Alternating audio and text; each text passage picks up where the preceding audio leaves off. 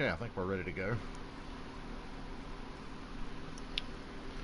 Race number 2 for Michigan. Always got to make sure my shit's working. Always got to make sure my shit. And it is. All right. Cool.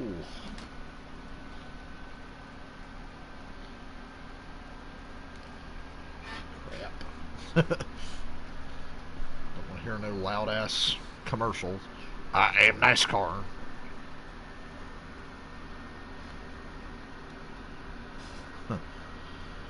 Okay. Y'all can't see it, but I'm trying a new setup here today. I got my headset propped up on a desk pointing up at me like a microphone. It's much more convenient that way. And I did that for a lot of yesterday and said, you know what, why didn't I think of this before? But I have to lean forward and talk, so that'll probably get old. But it was good when I wanted to lean forward and really pay attention to the race. I don't know about y'all, but when I'm really paying attention to the race, I fucking lean forward. I'm like, I can't watch a race or a football game without being leaned forward in my chair. So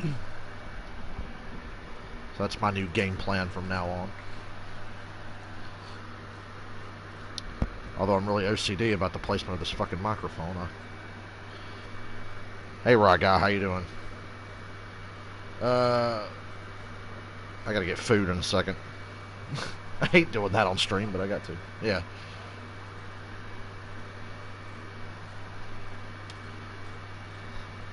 Come on, commercials in so I can turn the race audio back on and go get food. Fucking Christ.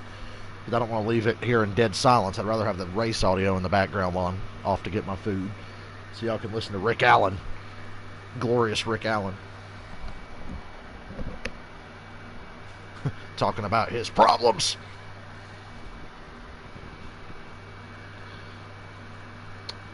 Special TV offer.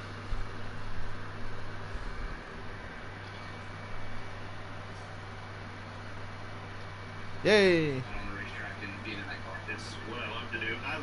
I will be right back, guys. How's it going, Jose? I'll be right back. I gotta go grab some food.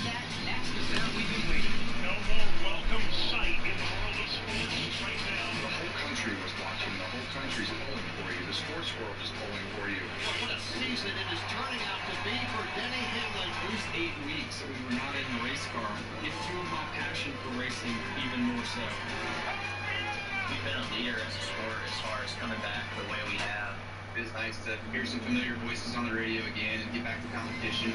I hope that as a sport, we can bring some level of normalcy and some healing. Kevin Harvick will survive and become a 3-time winner of the Brickyard 400. To be able to sit down and watch a NASCAR race was important for our country.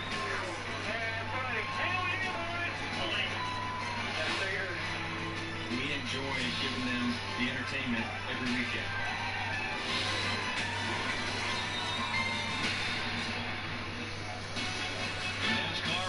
The second day of the doubleheader in Michigan International Speedway. Let's go now to pit road. Marty Snyder.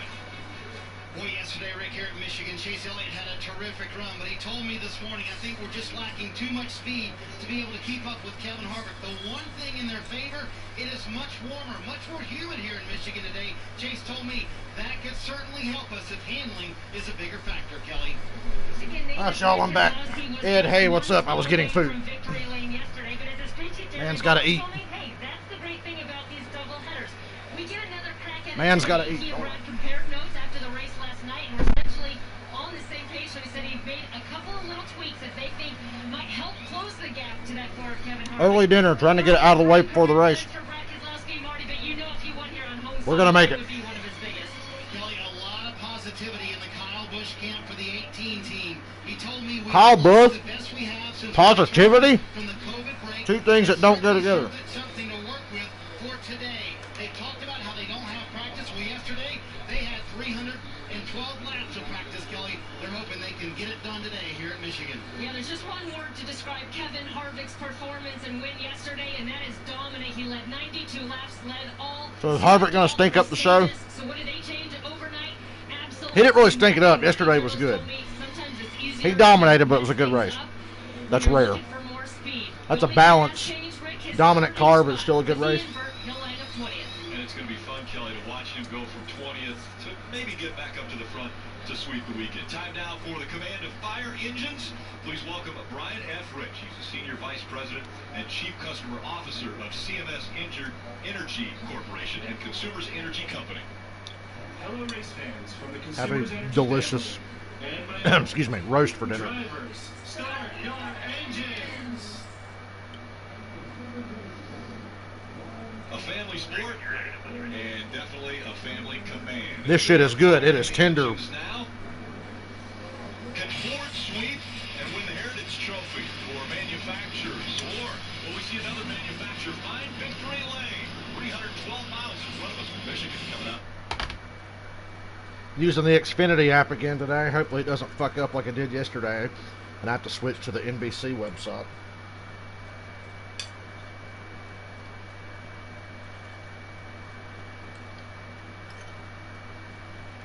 I'm sure it will, because it started freezing. Hey, Michael. It started freezing during pre-race, and I said, oh boy, here we go. But I refreshed it, and it hasn't done anything bad since.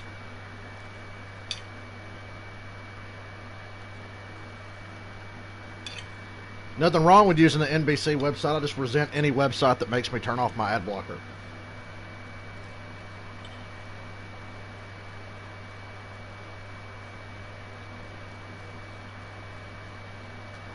Turn off your ad blocker. Fuck you, it's my computer.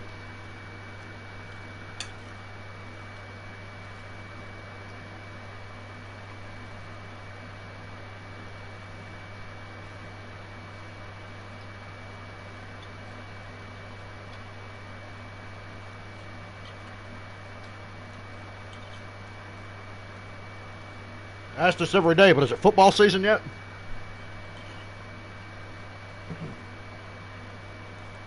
Got a bad feeling about today because I have high expectations. Because yesterday's race was so good, I have high expectations. It's never a good thing.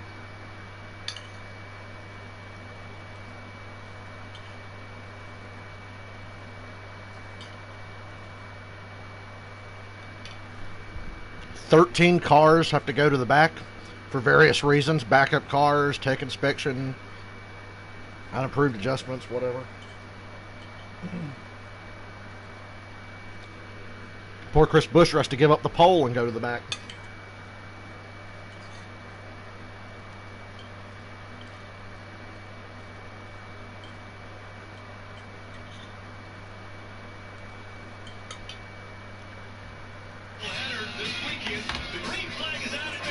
Byron fan, hello. Just eating my dinner before the race starts. That's why I'm not talking a lot.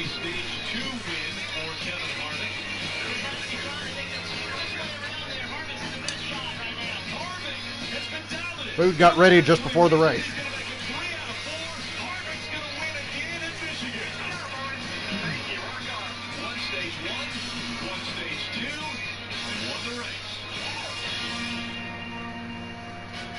Somebody find that stat for me. How many times has somebody swept every stage of a race? Consumers Energy 400. Normally this time I would show you the starting grid. It doesn't happen that often. It's changed considerably because of penalties. Bet Chase to be the best Chevy. That's a good bet. Ryan Preece will get a top 20. Maybe. Yeah, 11 cars. A reminder, there's going to be an invert of the top 20 from yesterday. If pigs fly, I don't know. These cars going in the back. We're going to actually show you the guys how they're going to take the green flag. So this isn't how they're listed as a lineup, but when they roll off turn 4, this is what you're going to see for the green flag. And I think this benefits no one more than William. Hope if one of them JTG Doherty cars have a problem, they cut to Brad Doherty and ask him what he thinks. Outside row 1, Rick, been very vocal about bad starting positions. Doesn't get much better. We'll see if you can capitalize. And there were 2 more added to that, by the way. There were 13 that are going to the rear. So we look back here. Row 6 has Bubba Wallace and Ryan Blaney. Ryan Blaney, one of the fastest yesterday. Can he finish it up? Brad Keselowski right behind him, the Michigan-born driver. No Michigan-born driver. Dude, those roasts are so good. Hey, Lori. Benny Parsons had one. Look, Benny Parsons wasn't born. They got a crowd today. Carolina. Yeah, you see. I get better attendance than NASCAR. Look at those empty seats. And then look at all this. To the rear, to the I drew a bigger crowd. Names back here. Reddick, Almirola in a backup car. I talked to Almirola, disappointed in their run yesterday. They got a new approach today. I think that's going to fix it. Newman and Preece were in accidents. So Cole Custer, another guy that got in an accident late. We'll see if these backup cars cars can perform like they had hoped. So again, a jumbled lineup there. Well, they're backup cars for a reason. What's the way they will come to the green to start this race? And we see the 19 of Mark Truex Jr. rolling off the pit road now. Let's chat with him. Dale Earnhardt Jr., can you dial up his radio? Hey, Mark Truex Jr., still Jr., you got us? Yeah, I got you, bud. Hey, man, as a fan yesterday watching this race, that choose rule was pretty cool. What do you think about it, and how are you going to use it today? Yeah, I thought it was good. You know, it gave you some options there, obviously. So I was hoping I could at some point be the guy. Drivers love options. I never got that opportunity, so we'll see what today brings. You know, that outside is obviously preferred, but if you I'll be right back again. This food is good, and I need more of it. you can do some good. It's a little bit warmer today. Is that going to affect the way your car drives or what you guys did to the car this morning? Yeah, I'm sure it'll be a little bit different. You know, hopefully we made the right adjustments. You know, our cars seem to handle really, really well yesterday. Hopefully that'll play in our favor today. All right, buddy, thanks for talking to us. Good luck. Thank you, guys. And broadcasting from home once again is Rutledge Wood. And one of the biggest stories that has taken place over the past week is the fact that Eric Jones won't be coming back to Joe Gibbs Racing next season. And with more on that, we go to Rutledge Wood. Hey, Rut. That's right, Rick. You know, it's a big change what's going on there. Obviously, the Byron, Michigan native is a huge car person. The reason that he got into racing was because of his dad. When I asked fans to send in pictures of their cars this week, take a look at the 65 Corvette that he sent in. Now, this is a car that was owned by his father, Dave, and when Eric was racing as a teenager, his dad sold the car to fund his racing, and Eric always had the dream of buying this car back and giving it to his dad, Dave, as a gift. And unfortunately, due to lung cancer that was very rapid, Dave passed away, and Eric wasn't able to do that. But 6 months after he passed away, he was able to buy this car back. Oh, damn, I was missing Rutledge. This is one of his prized possessions, one of those things that links and reminds him of his father's support for racing. And how huge would it be, guys, if today that... Hey, we really hadn't talked about Eric Jones' dad in a while. I'm sure Eric appreciates all that. What a special thing that would be. Yeah, losing your father too soon. Eric Jones, obviously that was the guy who handled everything that was going on. You remember Dave Burns interviewing Junior after he won Martinsville? And so, to lose his father so And he keeps asking him about the Hendrick plane crash. He's still obviously reeling from that. But the big news is that he is not going to be back with Joe Gibbs Racing. The Byron Because Dale Jr. and Ricky were buddies. To victory lane and break that streak of no Michigan-born driver has ever won. Remember that time that guy in the media center asked Dale Jr. if he still talks to his dad? Needs to try to do that again today. He finished 11th, didn't finish as well. And Jr. said, no. Clean that up. Difficult time in Eric's life, right? And trying to figure out what he's going to do next. People around him are going to have to really support him and help him make the right decision. And continue to work hard, right? I mean, when somebody tells you they don't want you anymore, it hurts your feelings. It's got to motivate you. It's got to go back to work and go find a better situation for yourself. You think Joe Gibbs gave him the "it's not you, it's me" speech? And the field is a 312-mile race, Steve. So let's break down this race. You mentioned it, 312 miles shorter. It's not you, it's me. Race because of the doubleheader weekend, the same high-speed 2-mile track we saw yesterday. The width, the length of the corners, the crazy restarts, 18 degrees of banking is what it's calculated at. That lower lane, though, does race like it's a little bit flatter, a little bit less grip. That's why up the track preferred on the restarts. Stage 1, 40 laps. Rick, don't blink. 40 laps is going to go by in a hurry. 45 laps, stage 2. Final stage, 71 laps. Fuel window just shy of... If a race ever needed to be shortened, it was Michigan. We get right along, and yesterday it was amazing watching after... Tell your grandkids about how you used to watch 500-mile Pocono races. We were along with a few of them, so drivers, can you take us through the cameras? Yeah, Kevin Harvick has the Busch Light Apple camera, and he'll be coming from mid-pack. Win this race. Interesting to see if he can win a stage. Joey Logano has the Ford camera as well. He's got a reverse driver camera. I love the fielded version. You'll see him wheeling on that car all day long. And we're talking about Eric Jones. I'm almost done with my food, and they're past the one to go. Come on. Providing some great shots. And the best view of all right here. I shoveled this shit in me fast enough.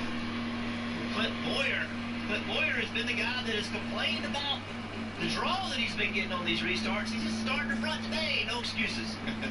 Can't complain about what has happened here other than the fact that the reason he's up here is...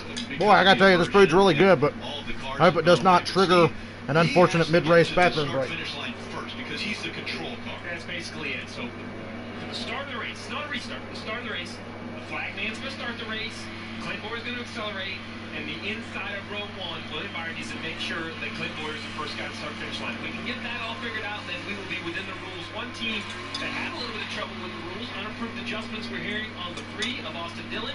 He'll be forced to make a pass-through after the race begins. Ha ha! Austin Dillon's got to serve a pass-through when the race starts. You know, should be a lap. He should basically lose a lap or come out right in front of the leaders. That is a tough way to start the race. Now, the good news for Austin Dillon is when we talk about the playoffs, his name's in yellow. So he sits back with that win thinking, I'm in, thank goodness. Plus, it's a long race. We saw cars recover. Well, it's a short race, but we did see some cars recover yesterday. We'll see if the 3 can do it. All right, we'll see how Clint Boyer does as he leads the field. Boyer, Byron, Johnson, Matt Kenseth. Second race of the doubleheader underway from Michigan.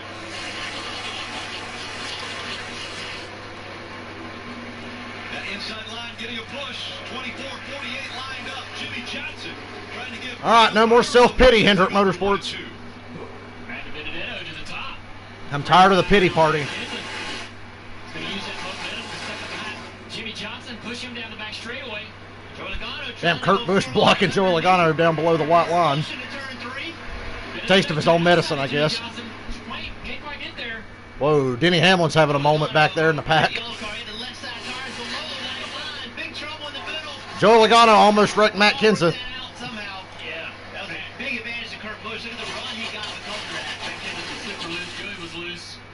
Those guys lost a lot of momentum. Look at the track position they lost.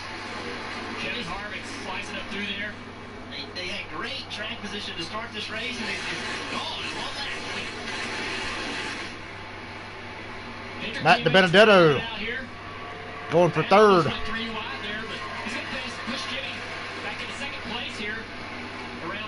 Wow, Jimmy Johnson is second. Bubba Wallace making moves. He's already up in the top 10. Bubba's 6th. Major changes today. Yeah, he's looking very strong in that Rose Ford. And the 21, they're chasing after 48. Marty?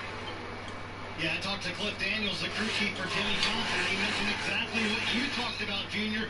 This is a critical stage for the Kyle Busch started about 15th, I think, because of the field inversion. 16 points below the cut line, so they need to get I haven't really seen. I'm looking at the top 5. The top 5 is Boyer, Johnson, DiBenedetto, Byron, He said absolutely not. I did last year. and Christopher Bell. Bubba Wallace 6th. This year, the 48. We went up front. We'll get points. We'll make the playoffs. Kyle Busch is in the top 10 now. He's up to 10th. Chase Elliott's not. Harvick, who won yesterday, is 13th.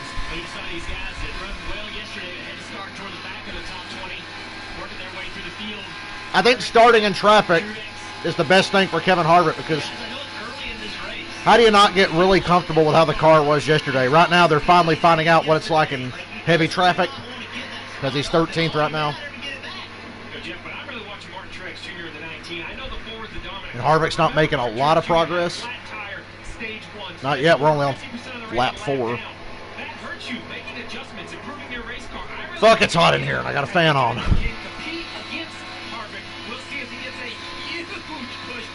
Huge. Good God, Matt Kenseth's already back to 15th. Jesus Christ. Matt Kenseth started 4th. Whoa, Logano just moved Truex out of the way. I thought Truex was done. Logano just booted him out of the way. Typical. Standard Joey Logano operating procedure. How did Matt Kenseth drop so many spots? Truex is losing even more spots. He still ain't recovered. You're predicting a yellow seat? I know there's going to be 35 more laps. Okay. I was like, wow. Well, if this continues, it won't take long. Tyler Reddick in the 8 down there at the bottom. Look at how... Did Joey make contact, which we're getting a replay? Okay, yeah, well, Joey didn't do nothing wrong. I apologize. It happened so fast, it looked like he did. See, I'll admit when I'm wrong. Joey didn't do anything. Truex was getting loose, and Joey just didn't lift and never touched him.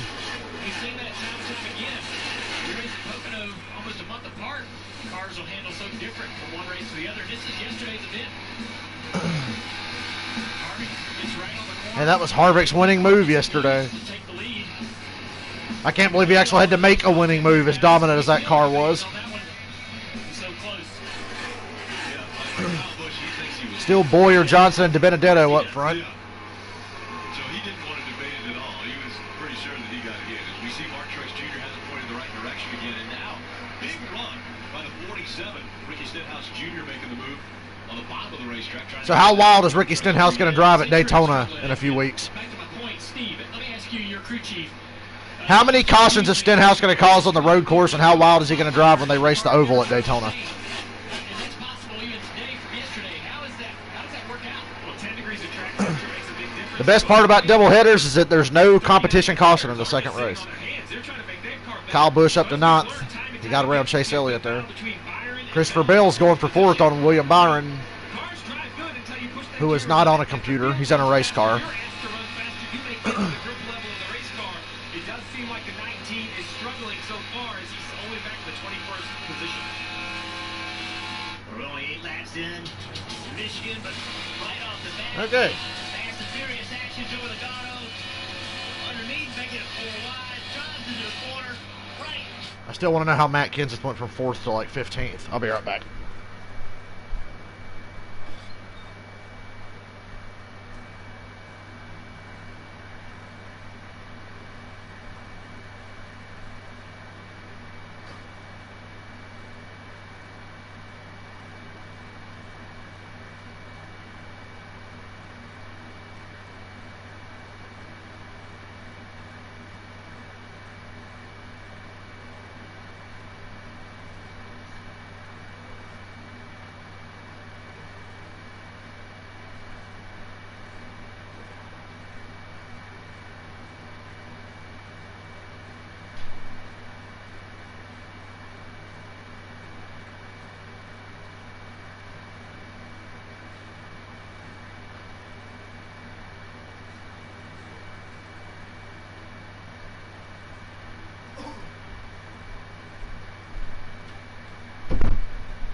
Pretty tame race so far, about how we expected. Started out pretty much the same as yesterday. Just a lot of different cars up front. I love that field inversion because Harvick is not really making a lot of ground up.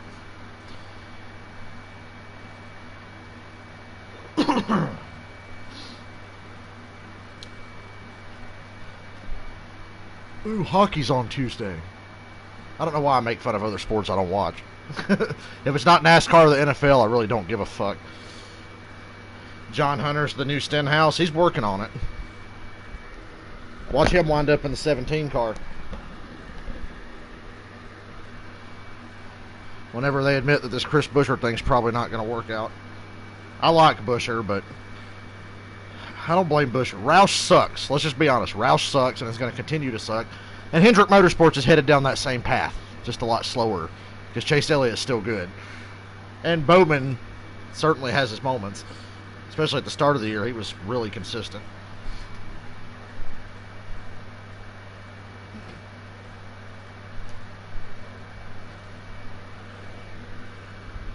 They're still not championship ready. But I could see Chase getting to the Final Four. The playoffs are very Chase friendly if you look at the schedule. They're very Harvick friendly too. I mean, good grief, Phoenix is the championship. Well, his weekend got started on Friday when he joined Formula D driver Von Gittin at Ford's Proving Grounds in Michigan to test drive the all-electric Ford Mach-E Formula D. prototype aimed at bridging the gap between what an electric vehicle can do and what customers tend to believe it can do. So, pretty amazing the ride that Joey Logano had. Joe Logano does some good burnouts. There, I paid him a compliment.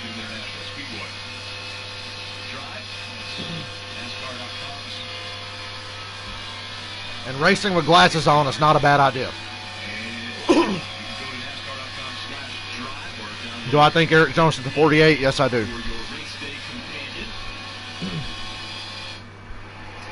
48 or 42? Wow, Christopher Bell's up to second. It's Boyer, Bell, DiBenedetto, Byron, I think Jimmy Johnson's dropped back to 5th. Jimmy Johnson did say this was the worst car he's driven all year, and that's saying something. Wow, Jimmy Johnson's actually 7th. Kurt Busch is up to 6th. Kevin Harvick in the top 10. Finally, he's up to 10th, 15 laps in. Huge news there coming out of that organization. Bob Levine, very heartfelt messages saying how it's so difficult to have to. Bob Levine seems pretty bitter to me, but I don't blame him. Go read his Twitter account if you haven't already.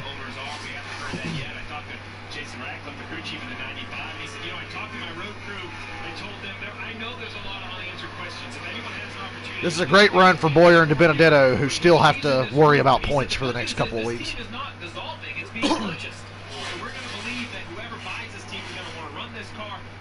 Austin Dillon looks like he stayed on the lead lap after having to serve that pass through. He stayed just in front of the leader. Maybe he goes Joe Gibbs Racing in the 20, but Jeff, we've not heard any of that. Those are just rumors through the garage area. Nothing's been confirmed.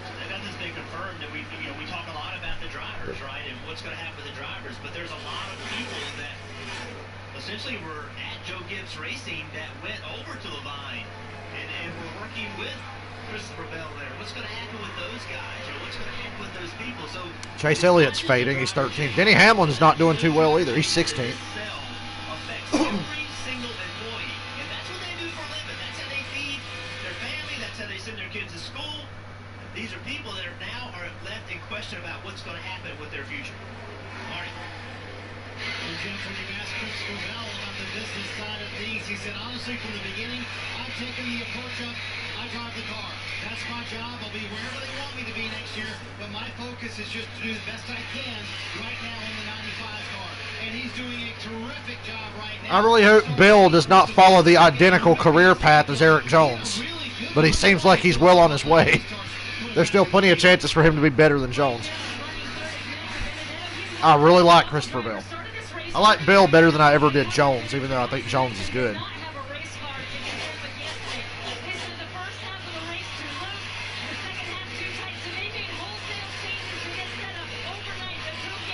Stage 1's not doing Eric Jones any favors. He's now 19 points out of the playoffs behind William Byron, as of now.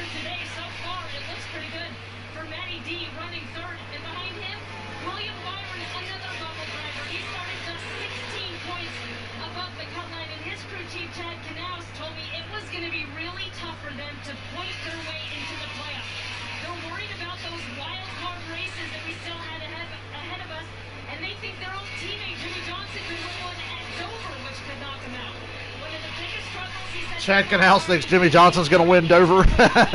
Well, he would know. Jimmy Johnson's dropped all the way to 9th. Kelly, terrific run yesterday for Bubba Wallace, finishing 9th today, right now running 14th. And in the continuing saga of Bubba's silly season, a report came out earlier today that he does indeed already own a piece of Richard Petty Motorsports. I asked him before the race, is that true? Andy Murstein, the owner, co-owner of the team, confirmed it. Bubba said, yeah, I've owned a piece of the team since 2019. I just didn't talk about it very much. But he did tell me it is not locked and loaded that I'm staying in this 43 car next year in 2021. There's an offer for the 43, and he said, frankly, there's an offer from Chip Ganassi Racing for the 42 car as well. He said, I'm waiting. So Bubba just basically confirmed he's been offered the 42. Wow. And Bubba said he is not definitely back in the 43. He could go somewhere else. Oh boy, it'd be ironic if Bubba got the 42, wouldn't it?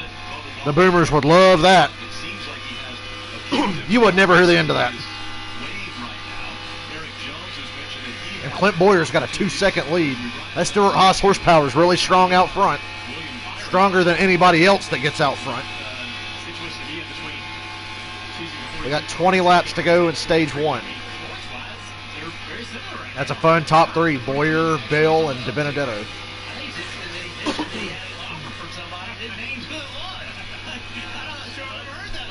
Yeah, that's right. Hal has a driver ever just flat out said who they've been offered rides from?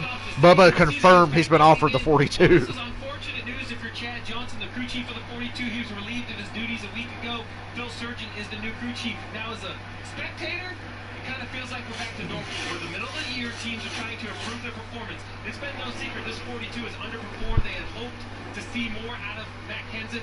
No telling what he was going to have. There's the Busch brothers. Back in the car. But this crew chief tells me that Chip Ganassi Racing thinks this car can run better.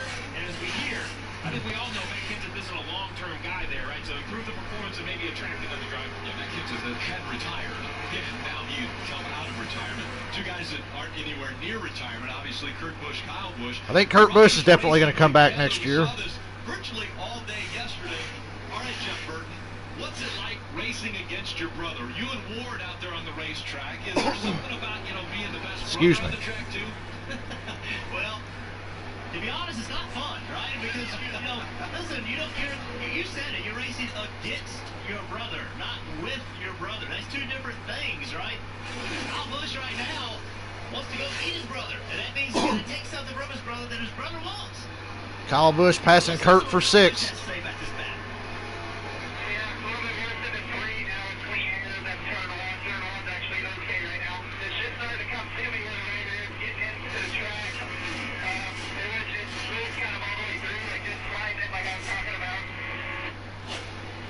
I like the feedback. That's calm. That's a good point.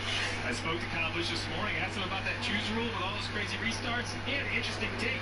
Interesting that Kyle Busch is a fan of the choose rule. That's how you know it's good, because he hates everything. I was mad because I knew that I was at a deficit. I was in the worst lane. He goes, now if I choose the inside lane, I think, you know what? It was my choice to be down here. I'm fired up and I'm going to make the most of that restart.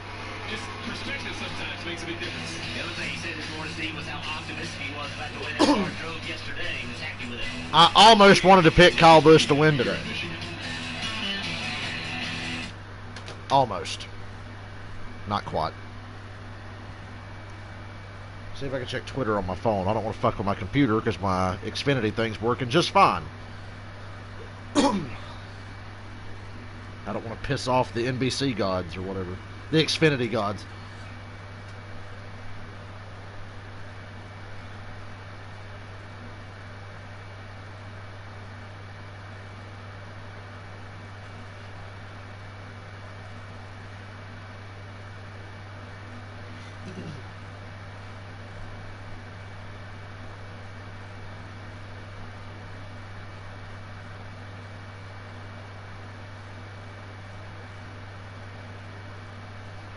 How the hell did nobody know, myself and everyone else in the world, nobody knew that Bubba owned part of the 43 car already?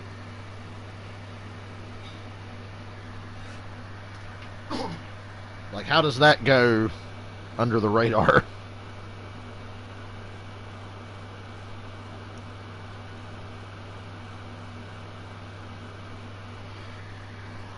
Jimmy Johnson calmly says he's generally loose, doesn't have lateral grip.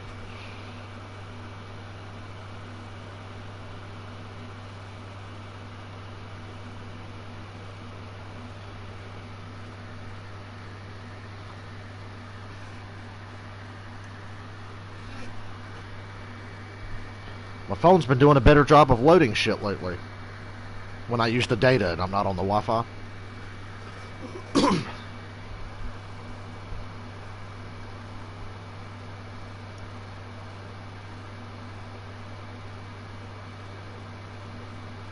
Austin Dillon served a pass-through penalty and still is running ahead of the 53, the 00, the 7, the 51, and the 66. Okay, I'm looking at the speeds. It says Austin Dillon 183.337.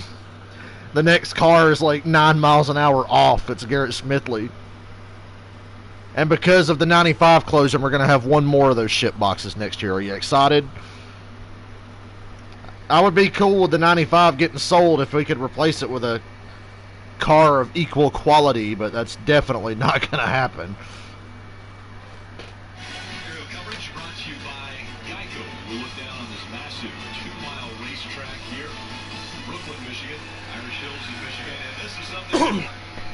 By the way, fastest car on the racetrack is Jimmy Johnson. Or not Jimmy Johnson, Kevin Harvick. He's Jimmy Johnson's second fastest. Harvick on lap 10 ran the fastest lap of the race. And he's currently the fastest car on the track. Need Kyle to win. Could be his day. He likes his car. This is the most calm and positive I've heard Kyle Busch be all year.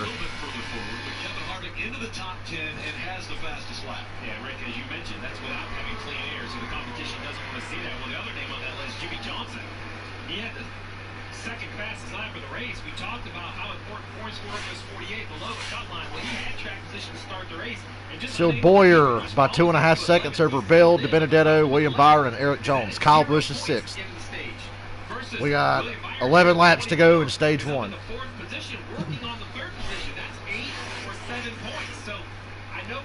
Byron's closing in on DiBenedetto. Every point matters for Byron. And Jones, who's in 5th.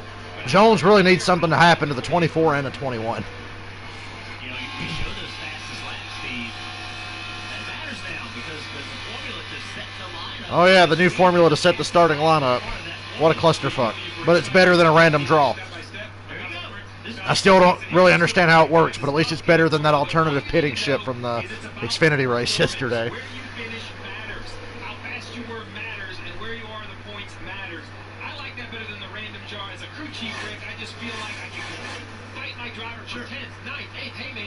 This position, you may be sick of racing today, but one position may help us for a starting spot next week. So I like the new procedure. And Jeff, there will be a test. Well, and what I would say, what I would say to that is, Now, Ward Burton must have been the bad test taker in the Burton household. Not Jeff. hurting him over and over. Well, all of a sudden, the random draw, the invert process puts him up front. He has a 2.7-second lead over the field right now. So I rolled every time you said it. I said, come on, Boyer, you keep blaming qualifying. I'm going to have to call him up today and apologize for all that I rolled. Kevin Harvick's up to 8th. They just passed Kurt Busch, who is fading. Boy, them Chevrolets love to fade late in the run. Because Byron is fading, not a lot, but a little. Kurt Busch is fading. Chase Elliott's non-existent. Jimmy Johnson non-existent. Almost a 3-second lead at this point. So his pit crew's got to keep him out front. Chevrolets are fading. Kyle Busch up to 5th. So that's one less point for Eric Jones. Not good. He cannot maneuver. He can't do what he needs to do. That's what Kyle Busch talked about his car yesterday. He liked his car, but in traffic he struggled with it. So it shows you how important track position can be. Kelly. I had a similar conversation with Chris this morning where he said the car really wasn't bad, but to your point, he just felt like he couldn't make any moves or any progress forward, being stuck back in traffic. So he told me with that front row starting spot today. So I guess you can expect Boyer to play the track position game every chance they can. Because it's working for them. Then again, Harvick hasn't started up on the top couple of rows yet.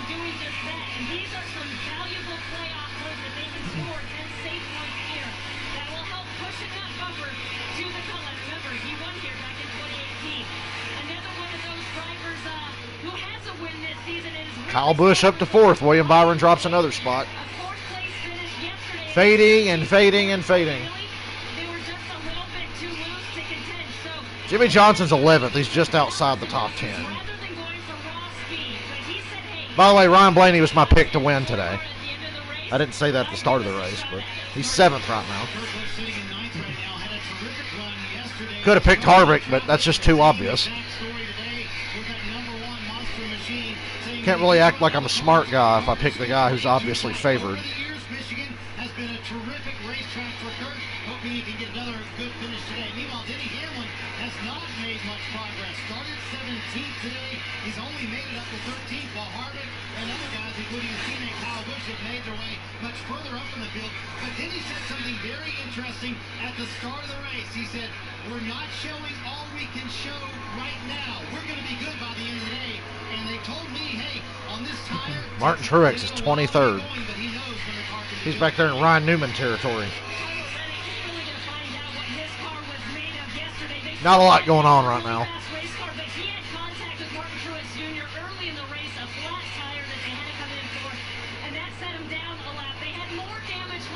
5 laps to go in stage 1. Jimmy Johnson is 40 points out of the playoffs as of now. Because DiBenedetto, Byron, and Jones are 4th, 5th, and 6th. And they're going to get these stage points here. Kyle Busch up to 3rd. My God, Kyle Busch is really good right now. Third position. Steve, you talked about the feedback we heard earlier. Seemed like Kyle's pretty confident and comfortable about If Kyle's going to win, it's got to be one of these doubleheader races, you would think. He's driving right through his field.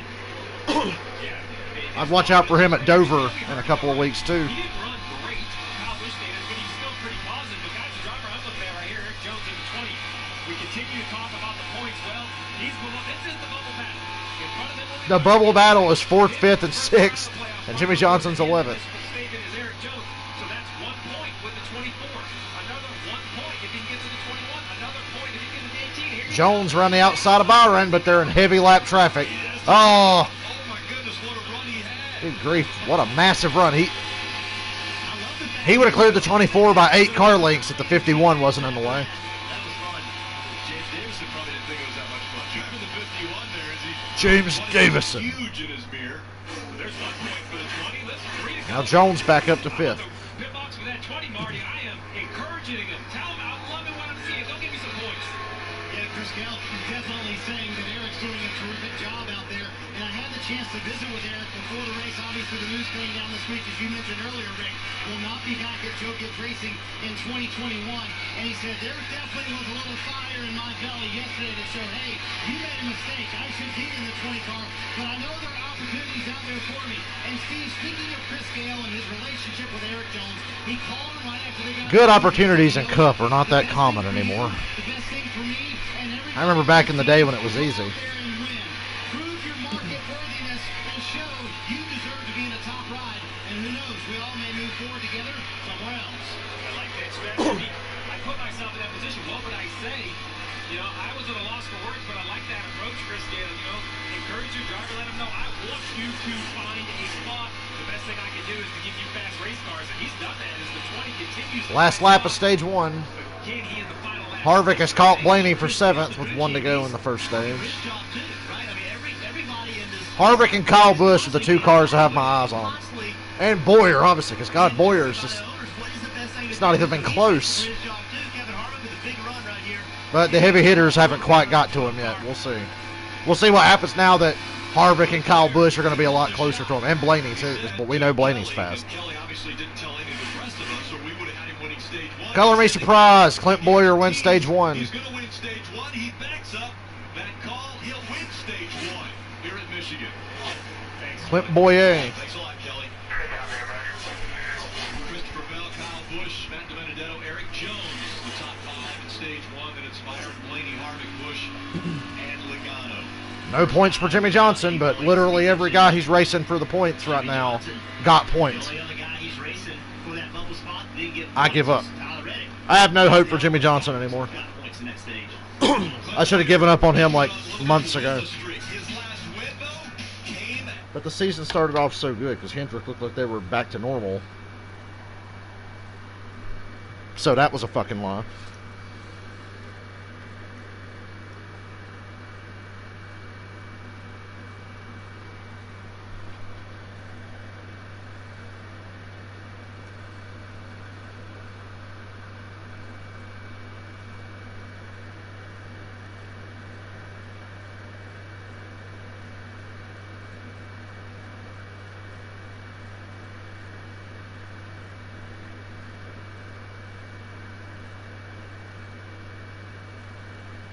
And I'm really surprised that there wasn't that much passing going on. I thought the field inversion would have really shaken things up, but Harvick got to 8th. Kyle Busch was the big mover.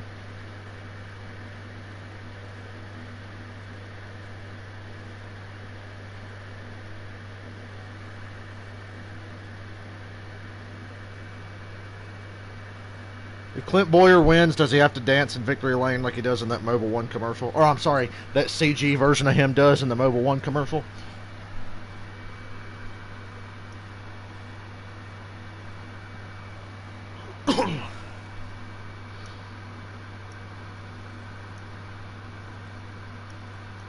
Not too thrilled with this race so far.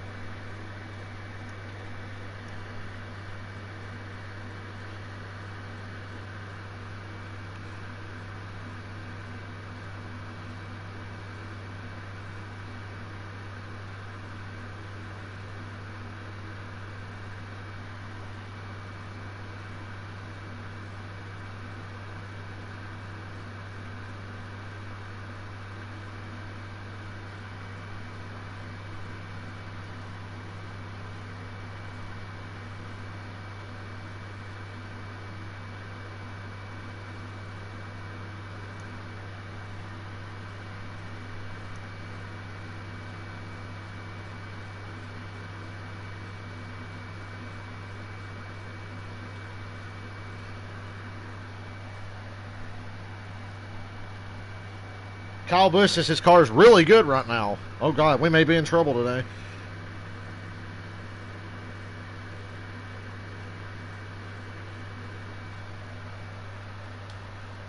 Perfect for race fans. Takes a lot to get a compliment on a car from Kyle Busch. The 120th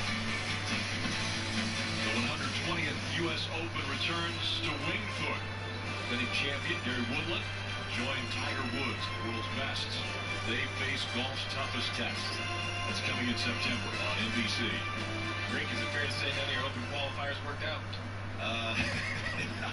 I'd have to agree with that statement. That's fair to say. All right, guys, on the ball, getting ready. First pit stops. The end of stage 1 happened quick. So now can Glenn Boyer's crews keep him out front? Or will somebody have a great stop? Will strategy come into play here, Steve? I really think it's going to be 4 tires for everybody. My bigger concern is 29 cars in the lead lap. Now, Michigan is a very big pit road. We saw a huge accident. Remember how Boyer dominated the second Darlington race? That's a random thought, but there's been a couple of times this year where it really looked like Boyer was going to step up and be a real threat to win. Boyer leading the lead lap cars onto pit road, Marty. 8th to 2nd for Christopher Bell. Had a nice run there in the first stage of the race and gets those stage points as well. So the car started tight, migrated free the longer they ran. He's pretty happy with it, though. Kyle Busch extremely happy with his race car.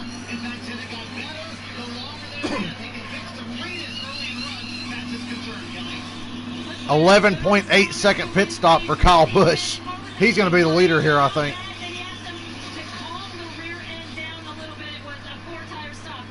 Yep, Kyle Busch to the lead.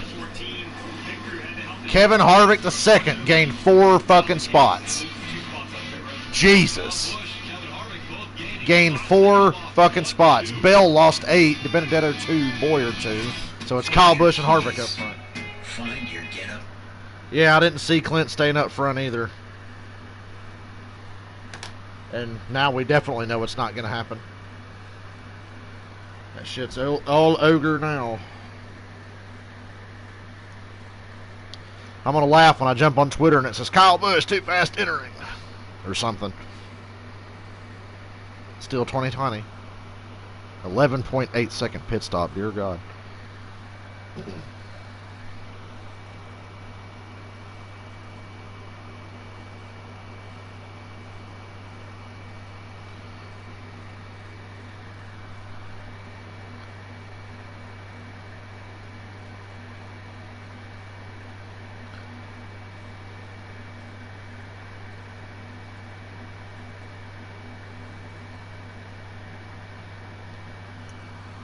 Oh man, I got a headache. Shockingly, I slept very good last night. I slept till about 12:30 today. First time I've done that in forever.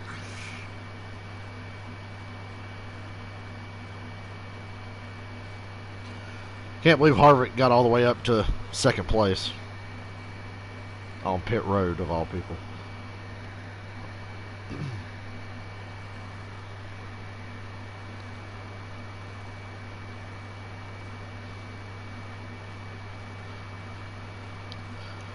So, does anybody here not like the choose rules so I know who to ban? Kidding.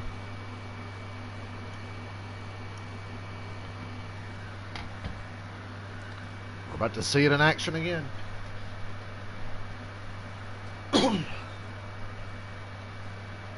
It's sad that I'd rather see Kyle Busch win than Kevin Harvick, isn't it?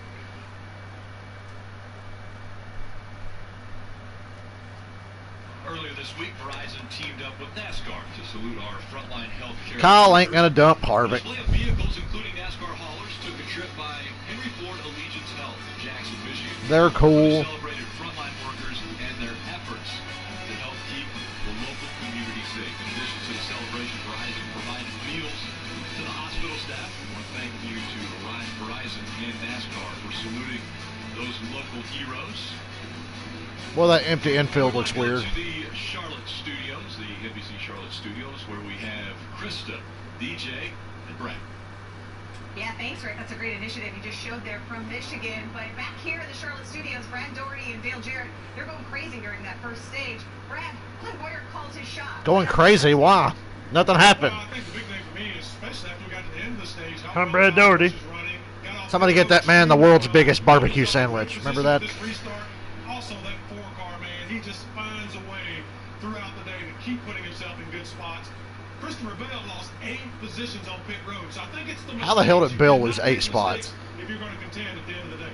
Yeah, well, certainly. Clint Boyer's been saying, hey, put me out front. Give me a car that I can do something with. You know, I need better qualifying position, which was a draw. Need a better pit stop now. But he did exactly what he needed to do. Had a great stage there. Why is Dale Jarrett shouting? Kyle Busch's crew did a fantastic job, and he was going to be really happy to look up at his mirror and say, oh, dang, or something like that, when he saw the 4-car was right behind him. I bet he said more than that. I'm sure Kyle looked behind him and said, wow, already. After that inversion from yesterday's race, Rick. All right, it's time for the choose rule. Yay, it's choose rule time. Get up. When are they going to have a sponsor for the choose rule? They're going to have a sponsor for it. You watch. Remember this in a few weeks when it's like, it's time for the choose rule presented by Geico. Or Busch Beer or whatever the fuck. I'd sponsor it because I love it. It's like the best rule change they've made in years. Yesterday, what do you think they learned yesterday we might see different today? You mentioned it. They said it's hard to see. A lot of these guys are having trouble seeing that small triangle negated on the racetrack. Especially as the sun goes down, the shade is cast across that racetrack on the front straightaway. It's even harder to see. It actually added a cone. That was 3 of them. And cones were there yesterday. I was told they might add another one just to make it a little bit easier. Not sure that they did. But let's see who picks what. I think Kevin Harvick. Okay, I'll tell you. Keep the camera on it. That was really that team's weak point in the past. But Kyle Busch, Harvick to the outside. Boyer to the outside. Byron, first car on the inside line. Jones to the outside. DiBenedetto. Jimmy Johnson's going to move all the way up to third. So Byron, Jimmy Johnson, Logano, and Keselowski are on the bottom lined up. It's definitely worked for that guy on the inside lineup. Ooh, Reddick about hit the box. It's been hardest for that guy who's in third, the guy who's in fifth. What happened to Blaney? Why is Blaney in the back? Did he get a penalty? They never mentioned it. I'm assuming Blaney got a penalty or just a really shit pit stop. Try not to lose too much. Because now Blaney's all the way in the back. Momentum off of turn 2. So it's Kyle Busch, William Byron, Jimmy Johnson, and Kevin Harvick we saw at the front. We just saw the 14, right? He was leading this race. He came on pit road, lost two spots, came out third. He picked the top. So essentially he restarted 6th. That's right. Why did he pick the top? Because he was afraid if he went to the bottom leading and it didn't work out, he could find himself 8th, 9th, 10th, 11th. So he just doesn't have confidence in his car to go take that. So sad that William Byron and Jimmy Johnson are going to have to fight each other for every point to even have a chance. Jimmy Johnson's the big winner on the choose rule. He gained 4 spots by picking the inside. On the right-hand side, +2 for Byron, +4 for Jimmy by choosing the bottom. Joey Logano, +3. You mentioned it. Clint Boyer really lost 3 spots by staying in the top. So you see a lot of movement within the top 10 through the choose rule. Thank God for the good weather in Michigan this weekend. He would have restarted in the same spot, right? If he would have picked the bottom, like he's just afraid of the bottom right now. He's just completely afraid to restart on that bottom lane. Kyle Busch leading the field into the Geico restart. Kyle Busch. Busch, William Byron making up roll 1 as we get back. Great push from Harvick to Kyle Busch. Jimmy Johnson's not even on William Byron. Two veterans out there. No surprise. I mean, them guys. Kyle Busch clear to the lead with Harvick on his bumper. So here they are. Force trying to get that. And Harvick going to the outside. Wow, Harvick's going to get the lead right here. Man. Woo, Kyle Busch aggressively pulls up in front of Boyer. And Harvick's got the lead. See you next week, guys. Next Saturday, Xfinity race on Daytona Road Course. Goodbye, everyone. I'm kidding. I'm not going anywhere. We're going to watch and suffer together. Hey, give credit to Boyer. He's still third after picking the outside line and restarting 6th. He's third now. He wasn't going to really be able to pass both those guys. Restarting the outside, he just was afraid he was going to lose spots. So it worked out great for Boyer. Good God, Jimmy Johnson's not even... Wow. Well, I guess I shouldn't be surprised. Harvick's starting to check out.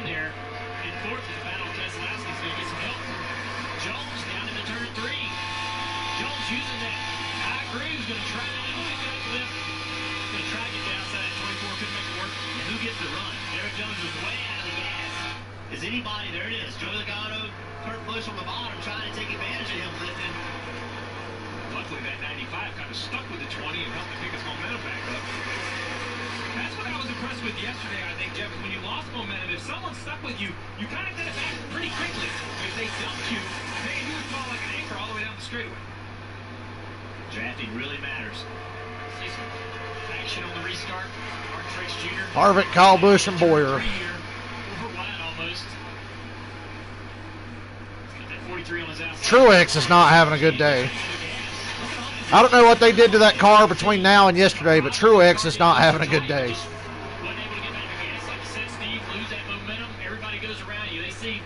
Keselowski under Boyer for third. Harvick driving away. Boy, I was feeling pretty good about Kyle Busch till Harvick got up there. Oh, am I going to watch trucks at Daytona? Fuck yeah, I am. Alex Tagliani's going to drive the 51. But hell yeah, I'm going to watch the trucks at Daytona. Brad and Boyer racing hard for third.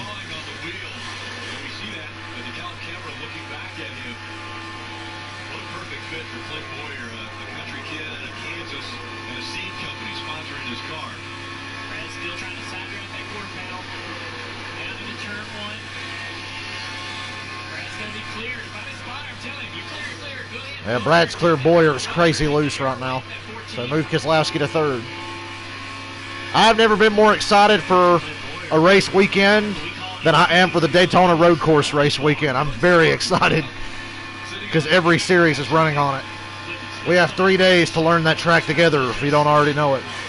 I know it vaguely because I watched some Rolex 24 and shit like that. This race. Now I'm not, and now my car is driving differently. How?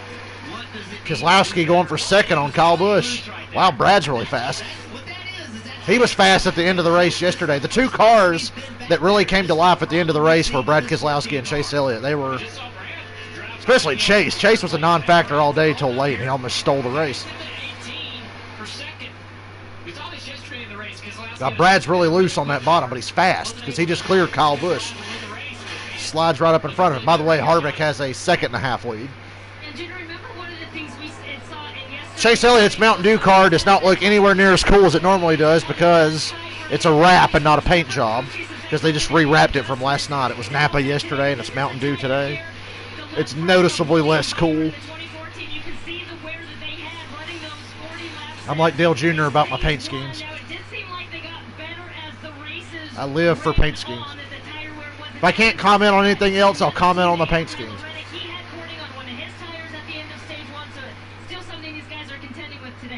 Yeah, and that's a concern. You know, that was 40 laps. The fuel tank is 50. Rick's strategy, sometimes you want to take 31 laps to go in stage 2. Harvick, Keselowski, Kyle Busch, Boyer, Eric Jones. No commercials, please.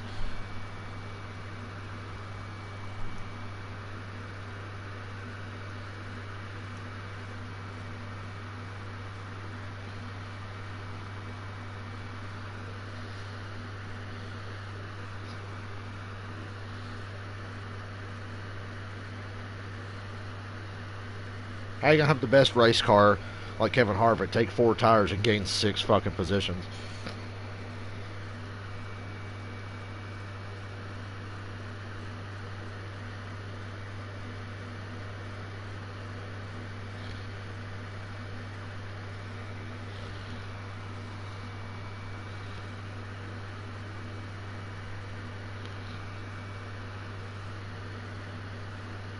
Hearing Denny Hamlin may have brushed the wall.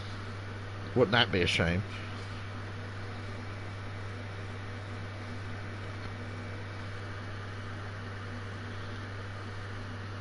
Clint Boyer. Clint Boyer on his radio. We're fucked. Yeah, he's speaking for all of us. Oh, man, that's awesome. At least he knows it.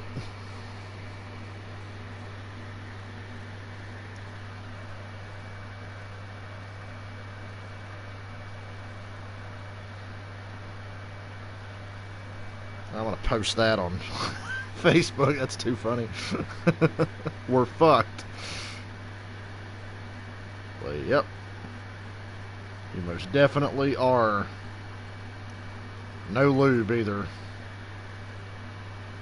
Remember how Kurt Busch used to openly call out Hendrick Motorsports for cheating and shit? And he'd always say that if I was Jimmy's teammates, I'd be upset because there's no way that they have what he has. Well, it certainly seems like the guys at Stewart-Haas really don't have what Kevin Harvick has.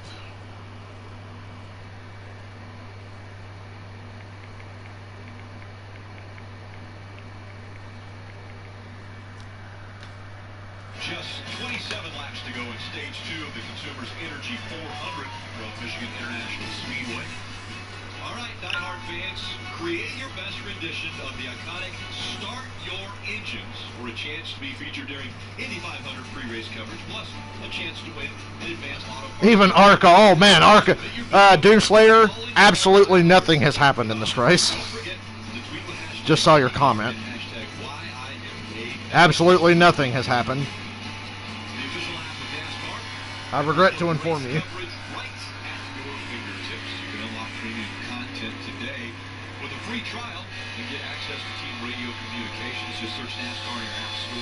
It's the Kevin Harvick show. He got the lead, gained 6 spots on pit road, blew by Kyle Busch after the restart, and he is gone. Coming to 25 to go in stage 2. ARCA, I may actually watch and react to ARCA on the Daytona Road Course. I might actually react to that for you guys. I fucking hate ARCA because it's boring as shit. But I might actually watch that race. I fucking cannot stand ARCA anymore. It's been terrible for years. Harvick almost about a second and a half or more lead over Keselowski and Kyle Busch.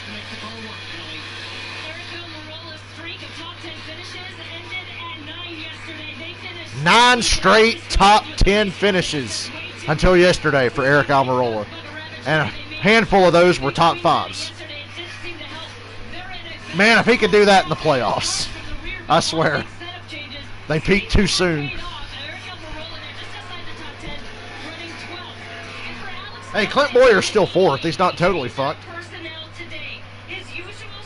Christopher Bell still in the top 5. Eric Jones 6th. Got a Hendrick car in the top 10. Chase Elliott in 9th.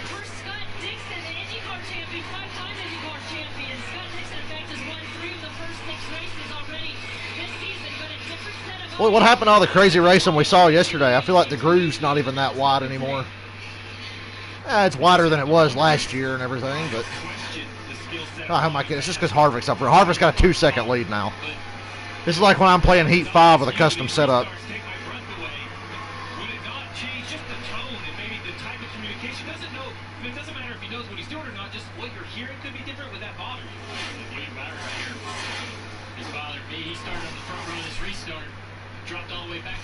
The playoff bubble is really close now. It's William Byron +3, Eric Jones -3, Jimmy Johnson -28. He's fucked.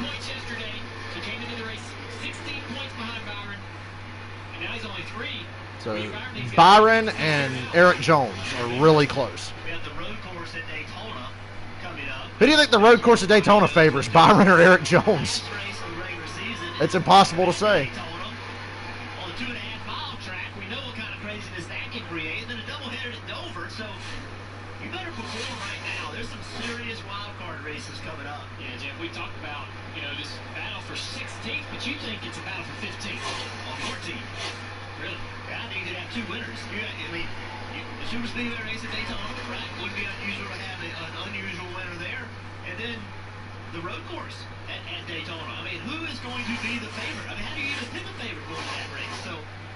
Ricky Stenhouse going to win Daytona, not the road course, obviously.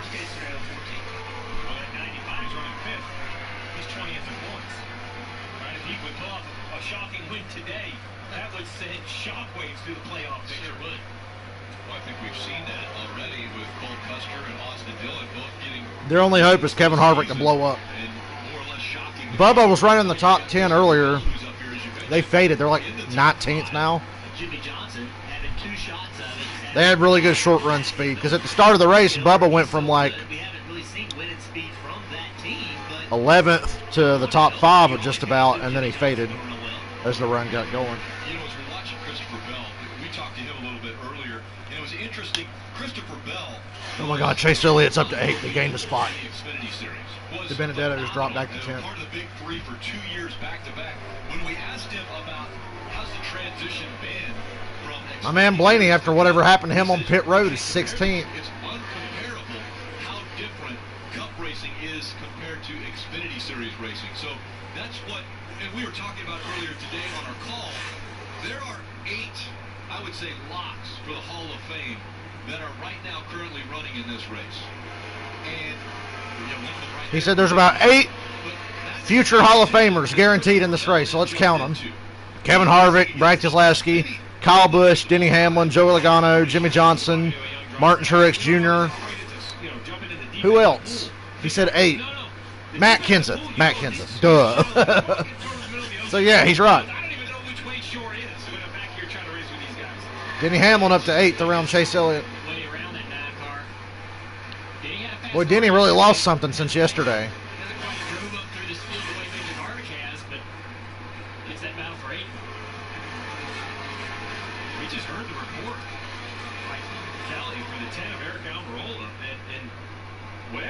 Change. I talked to Eric. He said, you know, we were a little too trimmed out, trying to add some speed yesterday. It wasn't drivable. We know what we had for that streak of top 10s.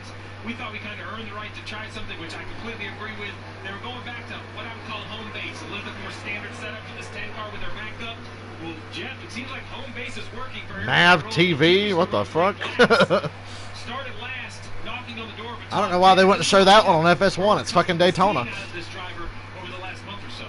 Yeah, this is one of the cars that's actually been able to pass other cars, right? He's been clawing his way up through there, passing cars, methodically, not in a fast rate, but we've seen him, because right there we got to the 1 car. As soon as we got to him, we saw a big wiggle from that 10 car.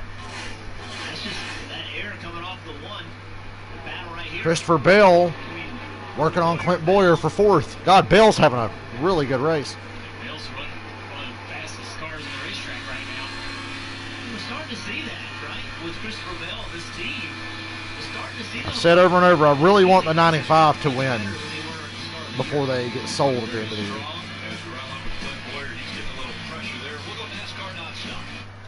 Yippee.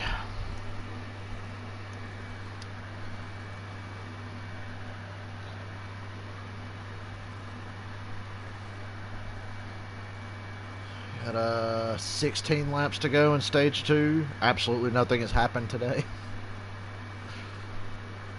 I guess the one good thing is that the race is going by fast.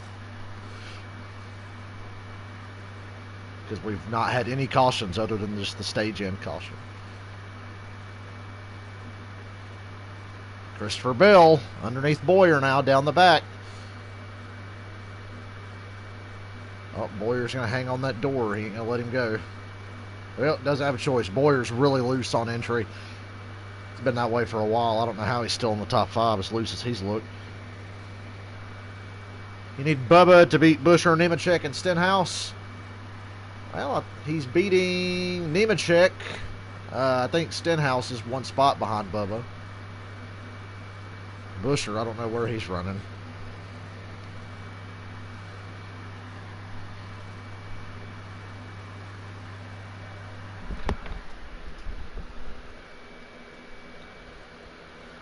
Oh, yeah, well, Kurt Busch. Yeah, Kurt Busch deserves to be in the Hall of Fame. He'll be in the Hall of Fame one day. So, yeah, 9 Hall of Famers in this race. 9 guaranteed Hall of Famers as of now. We got some potential future ones with, like, Blaney and Chase Elliott. But, yeah, 9. So, Rick Allen was 1 off.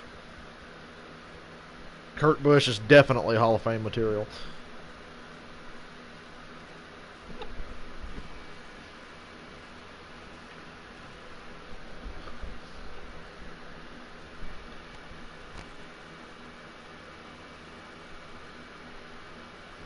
Why don't they make the Daytona Road Course a night race? They got lights in the infield. Don't they?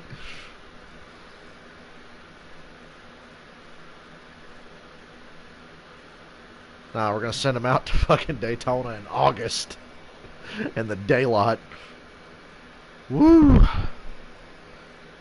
Boy, if it rains, you're going to see a hell of a show. I hope that big-ass spoiler doesn't hurt the racing like it did at Watkins Glen and Sonoma last year. That's the one concern I have. For the Cup cars, I think Trucks and Xfinity is going to be amazing no matter what.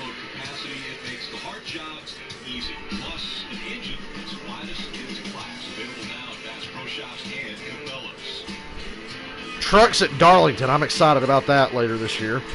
Next month. Christopher Bell and Kyle Busch, 3rd and 4th. This is like the first real elite race I've seen Christopher Bell put together. Really strong.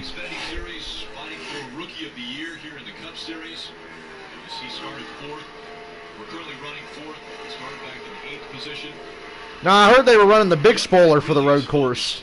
Did they change their mind? Because I saw they announced that, oh, we're running the tall spoiler.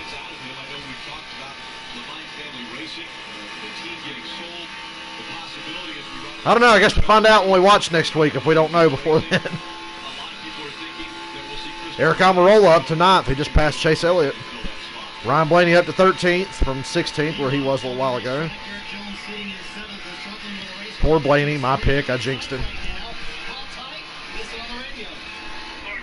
I did hear. I know it's 750 horsepower, but I heard they were doing the big spoiler anyway. Because a lot of people were pissing and moaning about it on social media a couple of weeks ago, and I was one of them. 10 laps to go in stage 2. Harvick's got close to a 3-second lead.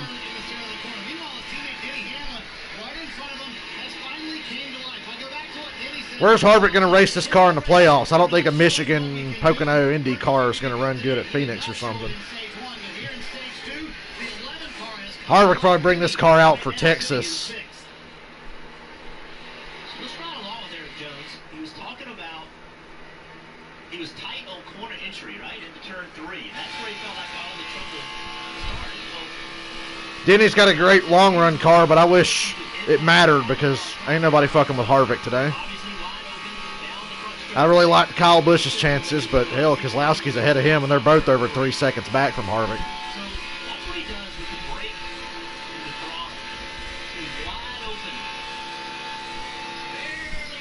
But if something were to happen to Harvick, this race would really open up.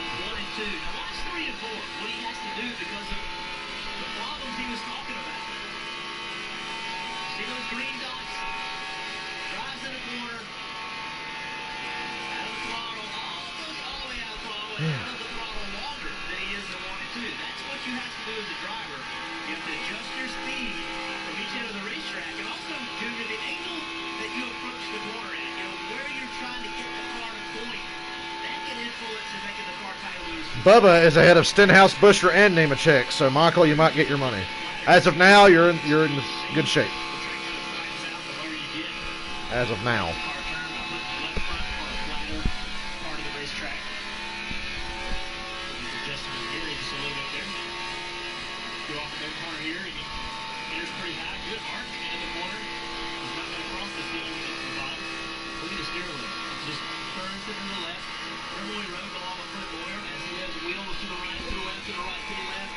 Still a lot of race. Ain't nobody getting this from Harvick. It's going to take a miracle. Chase Elliott almost had it yesterday. Anything can happen, but I got my doubts.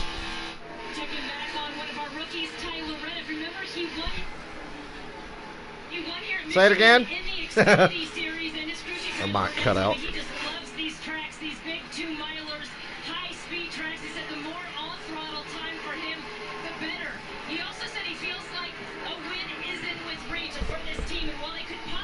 Well, it definitely ain't happening today. You're running 18th, buddy. Kyle Busch. What's he going to get payback for? Harvick didn't do nothing. Harvick didn't do shit to him. He ain't going to get payback. He ain't going to be fast enough to get payback. How can you pay back a guy who's 5 seconds ahead of you at all times? So, no, that ain't happening.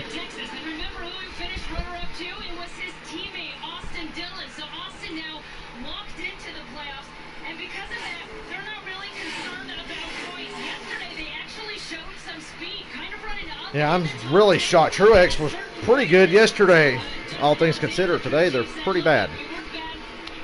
They missed Cole Pern. Want to make a few changes to try to get to that next level today, but it was a late race crash that forced this sprint team to go to a backup car, so they had to start from the rear. But guess what? This backup car is that race-winning car from Texas. Austin Dillon's brother, younger brother, Ty Dillon, drives the Geico number 13. Running 26 currently. I know they have high hopes with this tire combination. They ran 10th at Las Vegas. Kansas to beat Custer, Dillon, Newman. Kentucky, looking for hopefully another top Let me see where Kansas running right now. Got an okay finish, 23rd. I know Kansas about 19th or so. Yes, Matt Kenseth is trying to win you some money right now. He's ahead of Dillon. He's ahead of Custer, and he's ahead of Newman. Ryan Blaney's back in the top 10. Finally.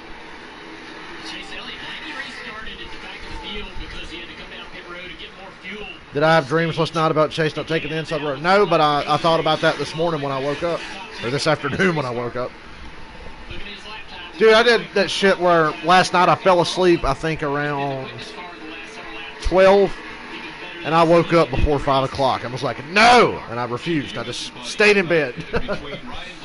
Made myself go back to sleep. And then woke up at 12:30. I was like, yes, that was a good sleep. Did you have a group of friends that were also race car drivers that you did things away from the track with? Oh, yeah. Elliott Sadler, McMurray, Casey Mears, Truex. Dale Jr. hung out with Casey Mears. Surprised to hear that. You know, even Matt Kenseth, but, you know, Yeah, Hamlin and Harvick have equal lap time, but Harvick's got one thing Hamlin ain't got. Clean air. I'd actually race those guys harder and use them up even more because, you know, you could get up and I had to do it, you know. So did you tell them that then or you just tell them that now? The best running Chevrolet. Well, there's not a single one in the top 10. So, yeah, Chase is the best running one. He's 11th. 11th place is the top Chevrolet, Chase Elliott. Harvick has a 4-second lead with 2 laps to go in stage 2. And he doesn't look too fucking worried at all. Especially this racetrack. He won every stage yesterday in the race. Now he's looking like he's going to end up winning stage 2. He's under 2 laps away from that. But this guy is in a class of his own right now. One to go, stage 2. Harvick, Keselowski, Kyle Busch, Bell, and Boyer are the top 5. He has the car trimmed out and he has speed in the corner to cover the corner for Rodney Childers. A lot of Fords. Final lap of stage 2 here. Kyle Busch came on the radio a moment ago, said, hey, I feel like I have a tire coming apart. Now, I saw the Kyle Busch feels like he's got a tire going down. He's on the last lap of the stage, and he's putting pressure on Keselowski for second. left front. Kelly showed us that a moment ago from William Byron. But if they can hang on, it should be fine. Last lap, fortunately, the Kyle Busch. Hope that fucking thing blows as he's coming through 4 here. Watch this. Watch this. Blow, blow, blow. No. Made it. Harvick wins stage 2. We got a photo finish for second. Nope, Keselowski holds them off. Harvick, Keselowski, Busch, Bell, and Boyer. Disgusting. Through the top 10, all will get points. And those that need it, Eric Jones, he was able to gain some points there because he is right now fighting to get into the... Oh, boy. Just one of those days. Is that what Limp Bizkit wrote that song about?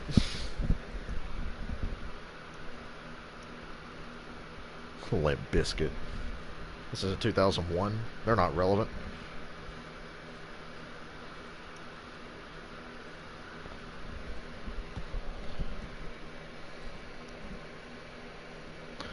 So what's your favorite Doritos flavor and why is it Blazing Buffalo Ranch? And why don't they make those anymore?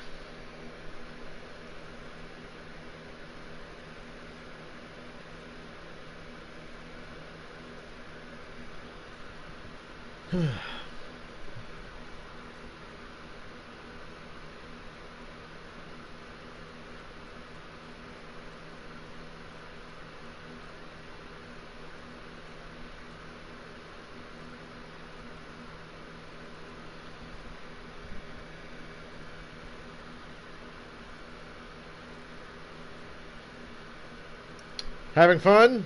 I'm not. I'm a little bored. Just a wee bit bored.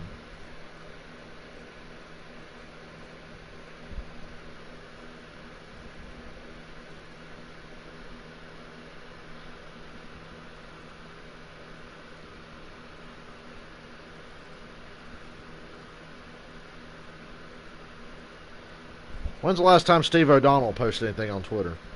Last month? Is he ignoring everybody shitting on their shitty aero package? Ooh, all that juicy on throttle time. You can really showcase your ability when literally everybody's driving the same goddamn way.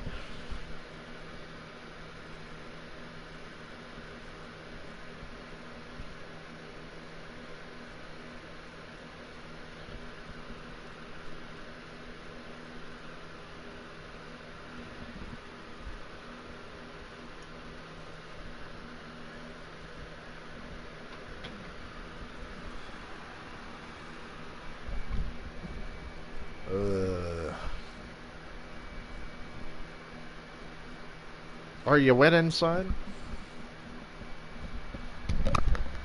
Well, at least this race is over half over. Coming up this week, NBC Sports on Sirius XM. Wednesday morning, 8 a.m. Eastern. Make sure to tune in. A.J. Allmendinger is going to join the crew. And it's going to be awesome because he talks, obviously, about Road America. He finished second there yesterday. But he's going to be racing the Xfinity Series race next weekend, which will be at Daytona. And so you'll want to tune in for that. I bet AJ wins Daytona Road Course. He's got to be the only guy in that field that's really driven it. Next weekend, the Daytona Road Course. He's the only one that comes to us. Cindric probably has. And nobody has experienced it in NASCAR at the Cup level because it's never been done before. So that's going to be interesting. No practice, no qualifying. Green flag, go, guys. A lot of guys will be spending time on them simulations. The fact that there's no practice for that race next week is fucking appalling. I'm sorry, it is. Laps on that. So turn one is really, really wide, and I expect every inch of it to be used on lap one. I mean, it's going to be crazy. Like, you don't even know where your braking zone is. Like, how do you know where to slow the car? No practice, no anything. I don't know we've ever done anything like that before in this sport. Well, it's anything like the robot here behind us, great sooner than you think. They practiced for 2 days. It's straight on. Imagine how much they tore up in practice. That's why NASCAR's not letting them practice next week. They want it to be a fucking demolition derby. Oh, it's exciting. Lots of rips. Solid stage there for Kyle Busch, who winds up with 16 stage points today after the second stage. And he said, I definitely had a vibration the last 5 laps of that run. It was really good. Make a note of that later when Kyle Busch is running in the lead somehow and blows a tire. The car got tighter the longer they ran, having a struggle getting those right side tires to the other side of the wall. Slow on the right side, but still a 12.6 second pit stop for Kyle Busch. They would have beat Harvick on pit road if not for that. Harvick, Kyle Busch, Keselowski, Boyer, Hamlin, top 5. Christopher Bell back to 6. And it's Kyle Busch who gains the position. Goes off pit road second. Loses spot to Keselowski. Biggest Oh, bored. Is Harvick drinking Busch beer during the race? Harvick could get fucking wasted right now, but he'd probably still win easily. These cars are so easy to drive, you could drive these things drunk. Every driver should be required to use their sponsor during the race. What a great promotion that would be.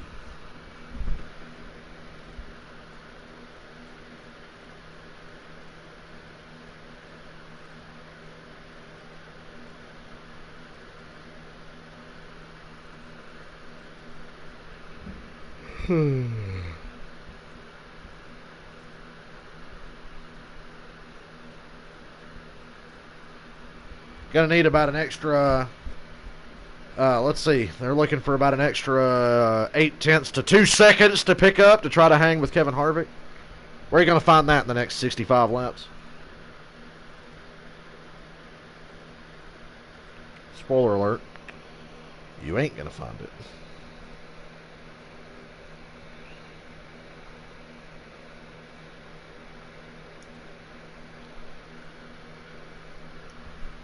Can't remember the last time a race was this obviously over by the end of stage 2.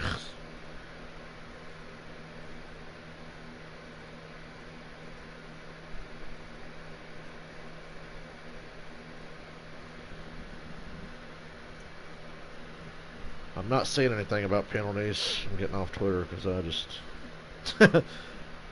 hope nobody's sponsored by Tampa. Well, we won't know if they're having to use that sponsor.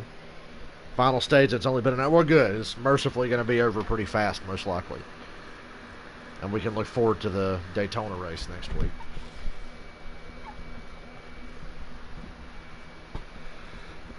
Good times are ahead. Getting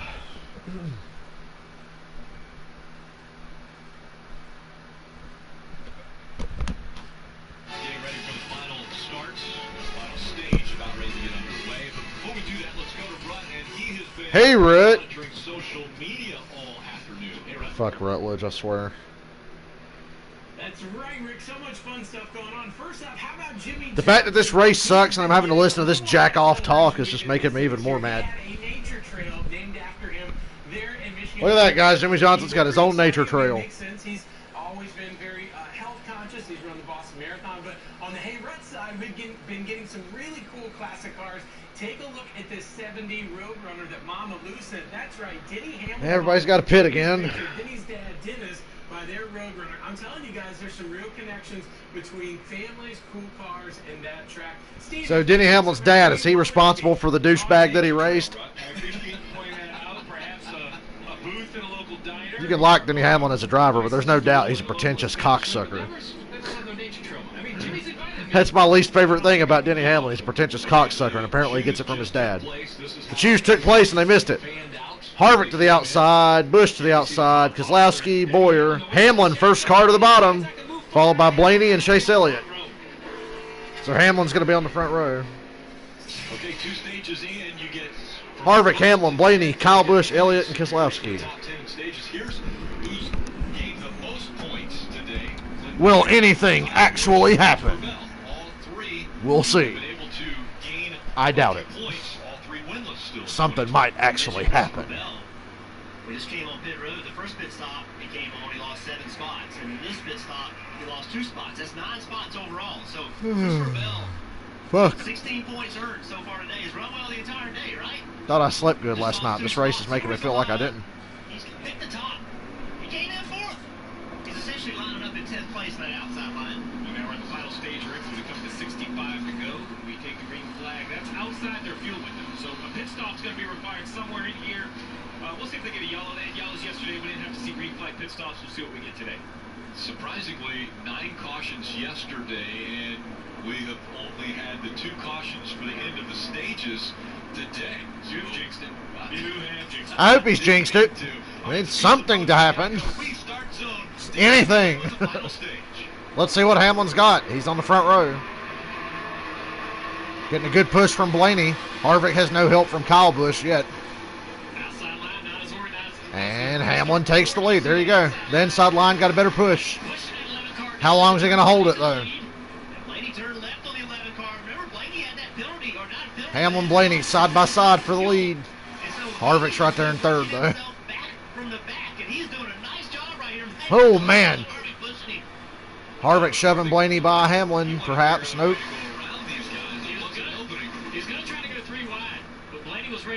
And Chase Elliott's really showing something now. He got a great restart. Well, they're all ganging up on Harvick like they should. Blaney's got the lead with Hamlin and Elliott tucked behind him. Harvick has, like, no help. Keselowski's 2 car lengths back. My pick, Ryan Blaney. I picked him to win. Suddenly I'm awake again. How long does it take Harvick to get it back, though?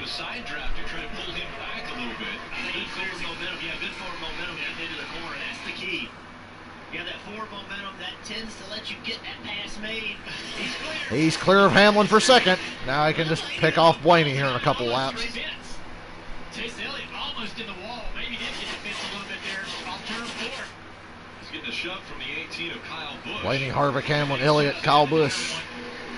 Huge run. It's like right here. Look at his close. Oh, yeah. Wow. Elliott got as close to the wall as you could without touching it. Able to get by the 18 now. Kyle is pushing Brad Keselowski. He has a big run. Ooh, Harvick had a hell of a moment there. And Hamlin clears him for 2nd. Dirty air, man. I think that was just all dirty air because Harvick was right in Blaney's tire tracks, and the car just snapped straight to the wall. And Hamlin drove by, so now it's Blaney, Hamlin, Harvick. Was expecting the 12 car to run that high. Blaney was watching that line and took it away from him. Yeah, Blaney was mirror driving. Smart move. They are seriously, they're ganging up on Harvick. They really are. It's pretty funny. That's what it's going to take. God, Harvick's really loose on entry into turn 3. And Keselowski gets by Harvick for third, and now Hamlin's on the bumper of Blaney. Keselowski to the inside of Hamlin. Harvick follows. Any grip on the bottom for Harvick? He's really loose right now.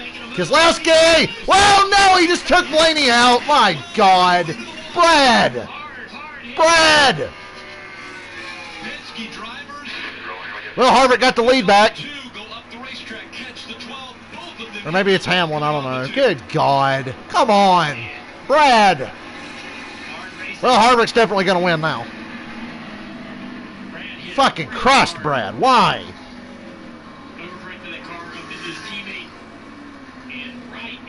Right into Blaney. Well, that's a couple of DNFs right there. Them cars are done. Teammates.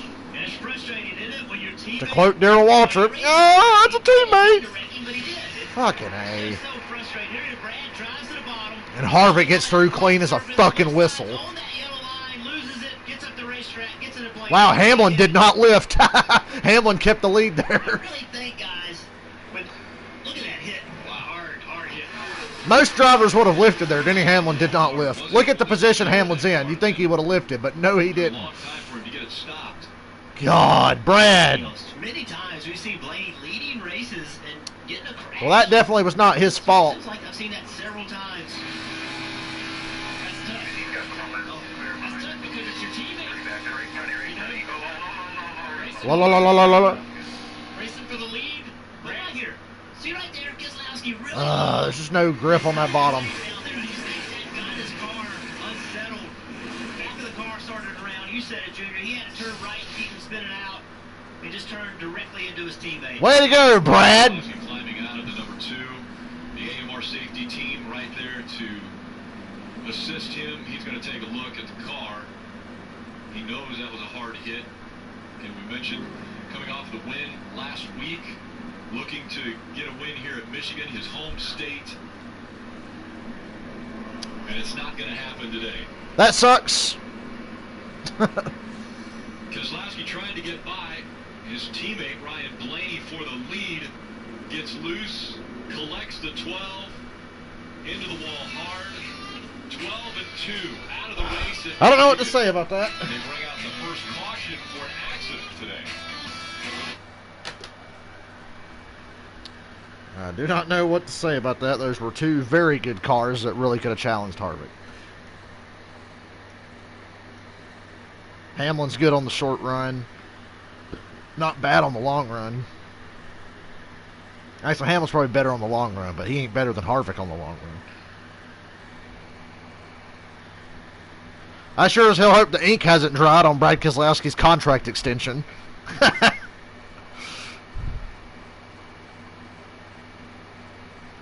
Wow, something actually happened. Even though it's something I really didn't want to have happen. And if it was going to happen, could they not have taken Harvick and Hamlin with them and made this really funny? Because then I would have been laughing my ass off. Because that would have really opened this race up. Shit like that only happens to guys like Blaney.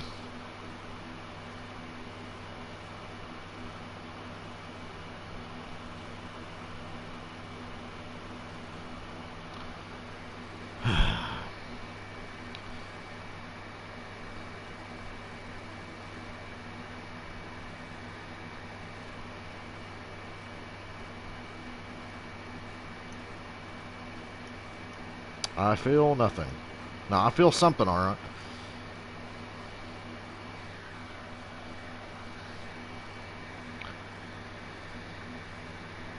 Blaney takes the lead. Famous last words.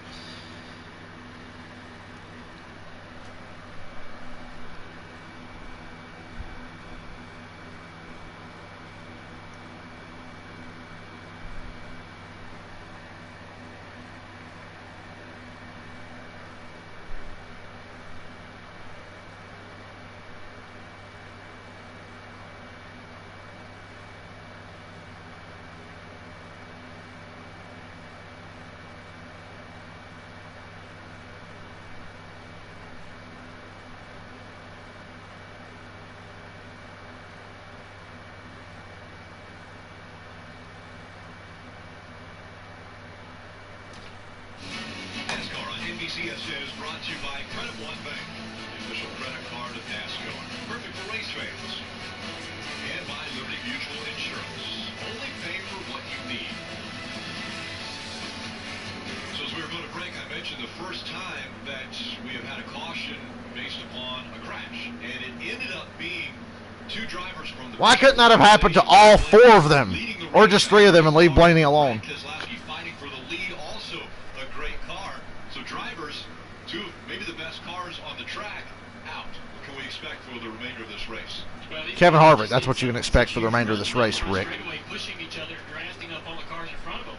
And they're going into turn really faster than they usually go and not really knowing, how much grip they're going to have. Jeff, you mentioned it down on that bottom. It's a little flatter. Brad was right against that yellow line. It's not yellow, Junior. It's white. His teammate kind of, using the middle groove, just put Brad in a precarious situation. But Brad was carrying so much speed down in there, really committed. Maybe it identifies as yellow. I don't know. Down there and then lost control of his car. Yeah, racing happens. I mean, that's what that was. That was just racing. And racing. That's just Penske racing. That's what that's Penske racing right there.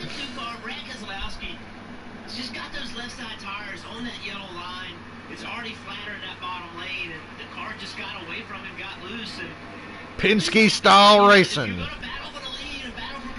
Been that way since 1992 or whatever, whenever the fuck Rusty got in the two car.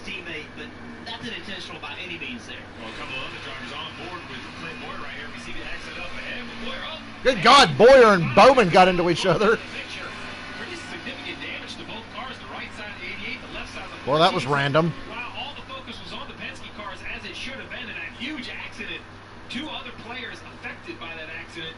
Clint Boyer in the 88 of Alex Bowman. You see the 88's been non-existent this whole weekend. This track is, right, Rick? We just saw how loose, how quick it can go away. That damage is going to affect these two race cars. So we'll have to just keep an eye as they go. As I look at those Penske cars, guys, that shows the value of wins. Because while I don't love that both these cars wrecked, if I'm one of the crew chiefs, at least we both have won a race, right? We're not scared about making the playoffs. That's what I like about the tough racing inside these organizations. That's a great point. With 57 laps to go, I want to bring in DJ and Brad from the Charlotte studio.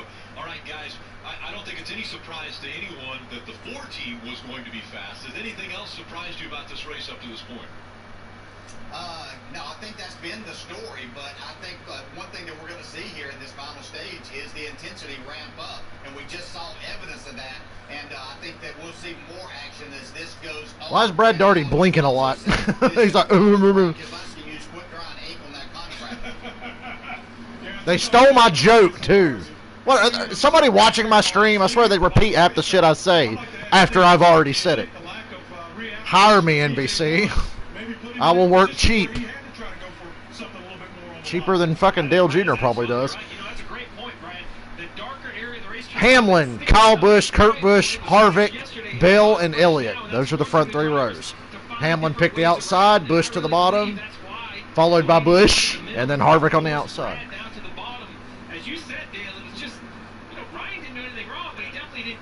Busch Brothers tandem there on the bottom.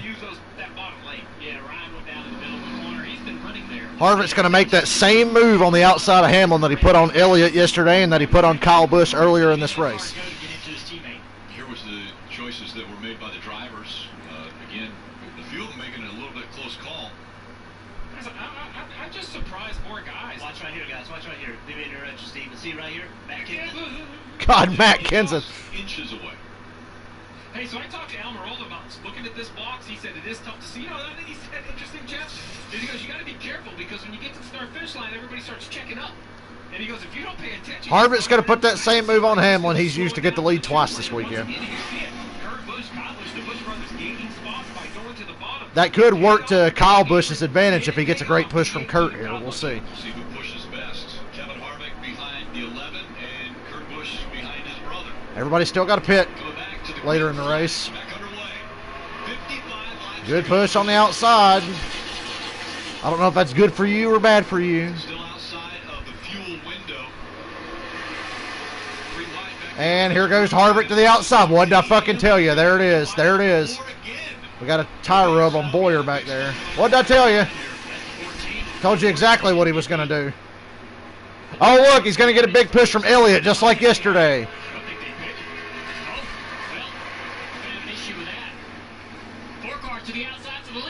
See you later. Bye-bye. Kevin Harvick the lead. See you later. Say goodnight. Bye-bye, Wayne. It's bedtime. 54 laps to go, and the race is over. How did Hamlin not try to protect against that move? I guess he couldn't go any wider than he already was. God, that is a big fucking tire rub from Boyer when they go in the corner. And to consider bringing him to pit road, Steve, yeah, I'm actually shocked they didn't come after the accident. You see the damage. A caution right now would set up potential fuel mileage. Like right now. Boyer's coming to pit road if he doesn't get killed on the way there. Harvick, Hamlin, and Elliott, the top three. It was mostly in the door. They said the fender is wrinkled, but they did not think they had a tire rub. That's why they left it out there for the restart. But obviously, we saw the smoke. They've got to come in here, pull out that fender, and change those tires so they don't have a future rub. Guys, Johnny Klossmeyer has to take control of the situation. Playoff cut line is Byron +8, Jones -8. Clint Boyer's falling all the way to just +29. He was having a good day, gaining those stage points. Take your medicine. The 88 ran into you. There's nothing else you can do. Now the 14 on pit road, the field coming by. Yeah, I don't understand the decision to not pit under that caution. Harvick's not driven away from Hamlin. That's a good sign, but give it Tom.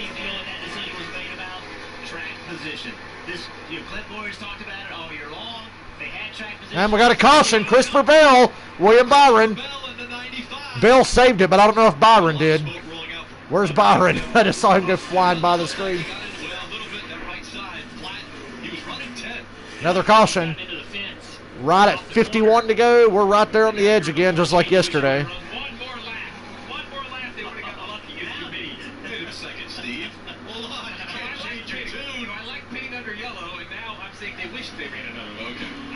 Fuel mileage becomes a question now, but well, this race is turning out a lot like yesterday. So, another caution has happened here in the final stage, Marty. Well, good to see Brad Keselowski out of the infield care center after a Thank you, Brad. Brad, I just want to know from your vantage point what happened there. I just lost it. It's my fault. I feel really bad for my teammate Ryan Blaney. Marty, he didn't deserve that. I just came off a turn 4 and the 4 car was behind me. He gave me a push, and I swear I went in the corner like 20 mile an hour faster than I had been all day, and got past the 11 and went to get on 8 to 12. And okay, so the line in turns 1 and 2 is yellow. I owe Dale Jr. an apology. It's white everywhere else. I wiped him out and myself out. So I feel terrible for everyone at Team Penske, especially Ryan Blaney. Gosh, he didn't deserve that. You know, I should have rolled way up. I'd been running wide open on the bottom all day, and I thought I could do it again, but with that big push, I overestimated the grip and ruined it. Honest words from Brad Keselowski. 2 Team Penske cars battling for the lead wind up in the wall. You're so dejected, too, and I think it's so hard for Brad, especially because... Yeah, Brad, I mean, he should be disappointed. Worse than anything. This is so the real car to watch here is William Byron. Watch William Byron go by this. Yeah, he's got a flat right rear. Look at Byron. Life flashed before his eyes. Everybody's coming to pit road. Except Boyer. Boyer's going to stay out here. Almirola stays out. Which I think Boyer's got to take the wave around as it is. And here comes Denny Hamlin saying, hey, we need speed once again. I hate to say it, but we need more speed if we're going to keep Almirola stayed out, though. And you see Chris Gabehart making the car call fuel only. Fuel only for Denny Hamlin. With Adam Stevens yesterday, Well, we can get some collisions on pit road here. Harvick's going to take left side tires.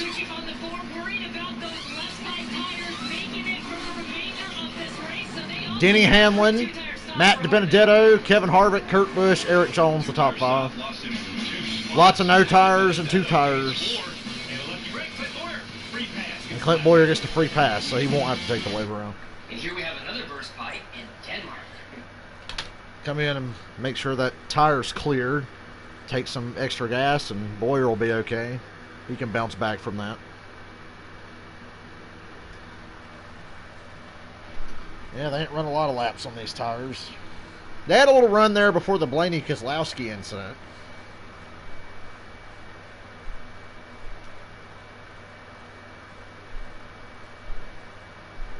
I don't know, I was kind of falling asleep for a while.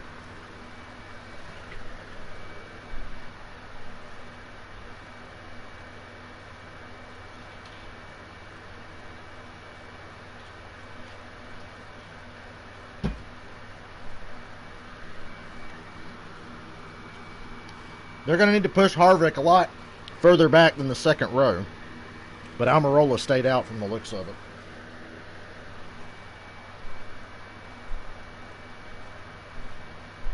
Once again, I have nothing against Kevin Harvick. I just want some excitement. It's always exciting when the dominant car gets fucked.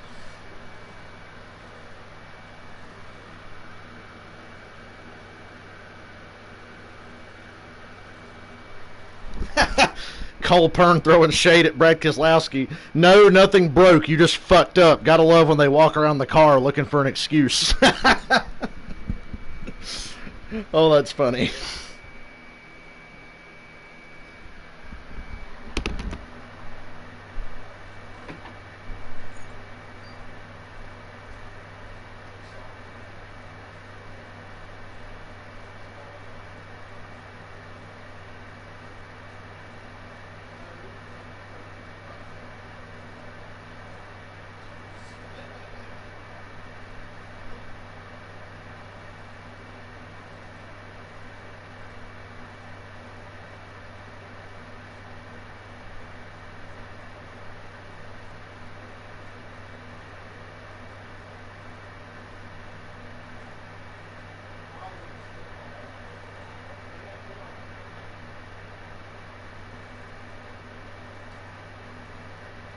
Yes, there will be football. Now under 49 laps to go in this race, the Consumers Energy 400 from Michigan International Speedway. You can check out the greatest selection of t-shirts, hats, die-cast, and much more for all of your favorite drivers. Just visit NASCAR.com/shop. The other driver from Penske that was involved. I need to buy NASCAR merch one day when I have money. Hanging out with Barney. Yeah, out of the infield, Care Center, Rick, and a moment Oh ago, boy, Blaney interview. It's completely my fault. I didn't know I was going that fast into turn 1. Does it make it worse, Ryan, because it is your teammate that took you out? Oh my God. Yeah. What a stupid question. It's unfortunate for the whole Penske organization, right? I mean, we had 2 fast cars. Oh, those ICIs, Ron Blaney. Things that happen, and he had a run, like you said, and just, I think he didn't think he had as big a run as he had, and just got loose, and unfortunately got us both. So that's a shame to end our day like that with the Knopf Menards Ford Mustang. We were so fast, we had to battle back from having to pit again. They got to 10th for the second stage, and they got the lead, and I was like, all right, we can finally go back at it, and just got together there. So, it's unfortunate, but I'm not. Ron Blaney's got some hairy fucking hands. Mistakes happen, just a shame both of us got taken out. Thanks, Ryan. Kelly? His voice hasn't changed, but he looks pretty rugged. Armored Armadillo is the leader. Oh boy. Hot dog. Just, why do they speak in code? You're not even like a top contending car. You're like, I think we're going to do hot dog here. And Almirola got confused and stayed out because he didn't know what fucking hot dog meant. Fucking A. Hot dog, hot dog. What the fuck does that mean? Just tell me if we're staying out or pitting.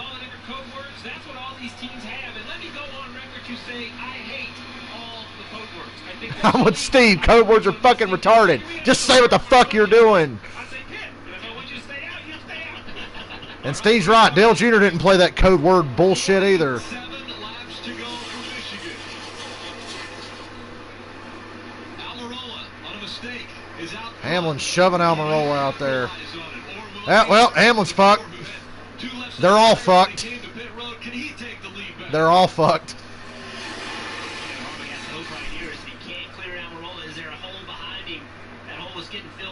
Almirola's out here leading the race for no reason.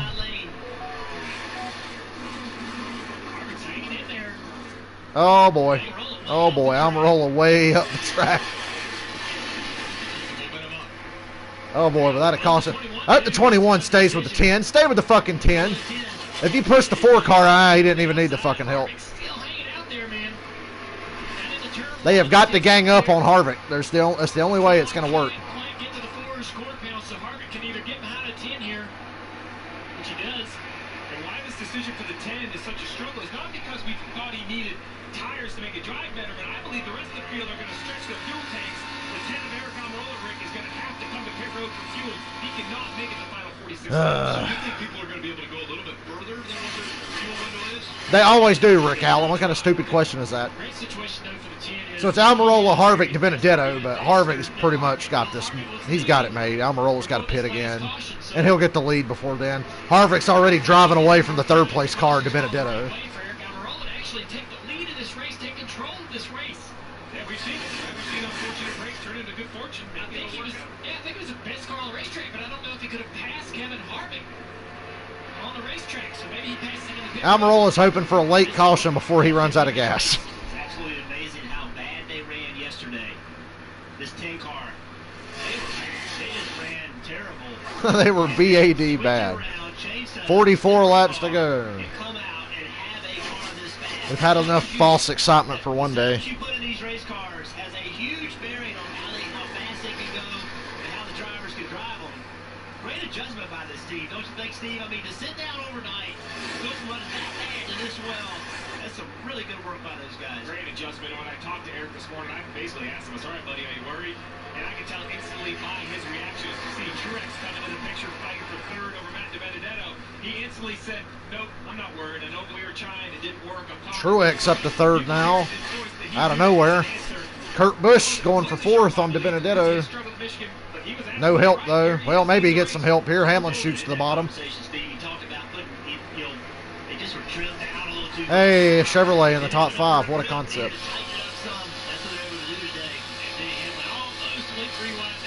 Oh, Hamlin. Oh, Hamlin. Oh, Hamlin. That's a situation right there where Logano, he didn't have to lift right there, but had he not, it could have gotten ugly. Came out of the throttle, gave Denny Hamlin a break. Harvick looking for the lead on Almirola. May not lift right there. If he don't get it now, he'll get it when Eric has to pit. If they're going for position, race win potential, you stay in the gas right now. Eric Almirola stays. I like how that dirty air from Almirola to Harvick's not slowing Harvick down at all. Truex can't catch him. You mentioned 46 around there for the fuel window, so he's got about 20 more laps. Truex is going to need a little more life to make this happen. He can hold on to this position, but right now he is under fire from Kevin Harvick, who's been the fastest in Michigan all weekend. Yeah, it's kind of a quandary for the 10 car. The leaders aren't going to stay down. They have a lot of confidence in these Goodyear tires, even though there isn't heavy wear. You saw the 4 put fresh left side tires on it because of it. I think they all know it's about Both Harvick and Almirola with 4 tires in the traction compound. finger around to maybe 20 to go to force the back half of the field to pit with him, so he can restart somewhere in the 10th or 12th position. I don't think there's any way he's going to stay in the top 10. Good strategy, though. Look at the 4 car. That is so impressive. Down the banking. They get up beside the quarter. Yep, here it is. Here's the winning move. Harvick back to the lead. See you later. Bye-bye. So anyway, I'll see you next week at Daytona. So you would think of a car that trimmed out. Truex gained a little bit there, but not enough. Man, when I get to the corner, he's going to be out of gas, and I'm going to catch him. 40 laps to go. And may God have mercy on our souls. He doesn't give all of it back, right? He just finds a way to carry that speed through the corner. It's not comfortable. Look at this. racetrack. Trying to get that clean air on the nose. He's holding on to second now. It's 3 car lengths that separate 1 and 2. Truex Jr. running third. Matt DiBenedetto is up here in the top 5, running in the 4th spot. Denny Hamlin is 5th. Right, we talked about these restarts being crazy. Watch Alex Bowman. Down the back straightaway, 4 wide, by the way, into turn 3. Just gets up the racetrack. Look how tight everybody gets. And then, look how loose. 37 cars. Boy, we almost had a caution with Preece and Suarez there.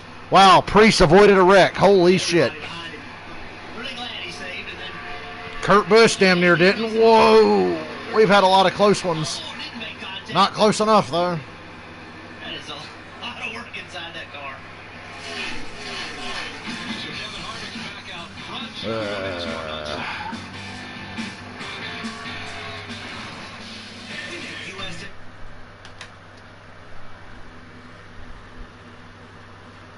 You're going to need about 10 cautions to really have a fair chance.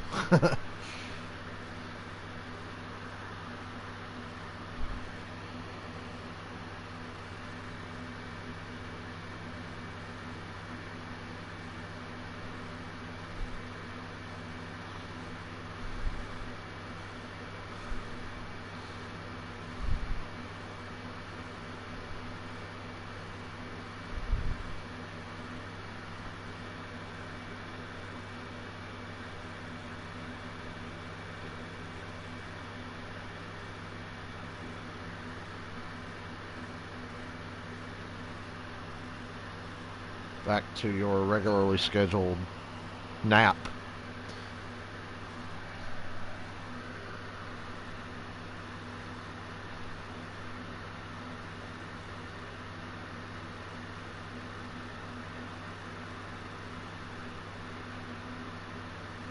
William Byron continues to underwhelm in 15th. Race for second, third, fourth. Yeah, no shit.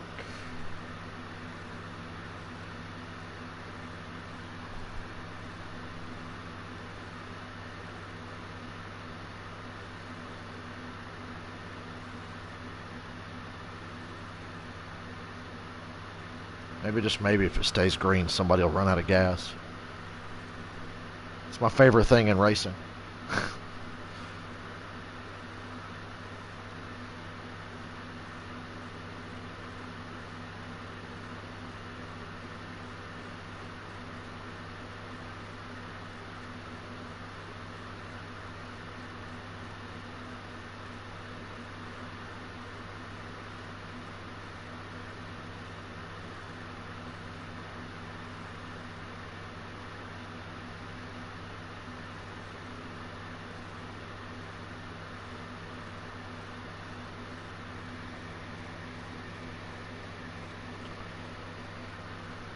Thank you, Captain Obvious.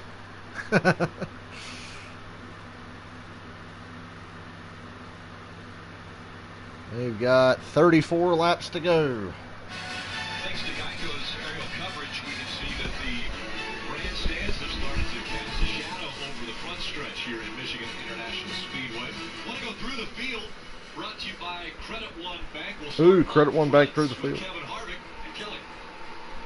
And Rick, if Kevin Harvick wins today, it'll be his 4th Michigan win in the last 5 races here. I asked Rodney Childers if this track was starting to feel a lot like Phoenix, another place where they seem to always show up and win. He said, yeah, it kind of is a little bit. They said, look, every aspect of our team is running so well right now. I almost want to show it to other crew chiefs to let them see. I like how when nothing's going on, they resort to the, this is history in the making. Enjoy this while it lasts. Wow, 189 miles an hour down the front stretch in these pile of shit race cars? Damn. Hell, they were hitting 190 there. That's pretty fast for a cup car these days.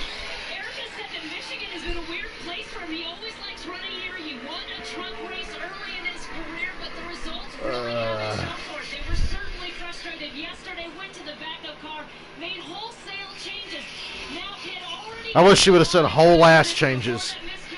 Here come Rolla making whole ass changes. I don't really care if Hamlin gets third. He's not a fucking factor in this race. Ooh, boy, Almirola might pass Harvick and then have to pit a few laps later. Ooh, I'm so excited.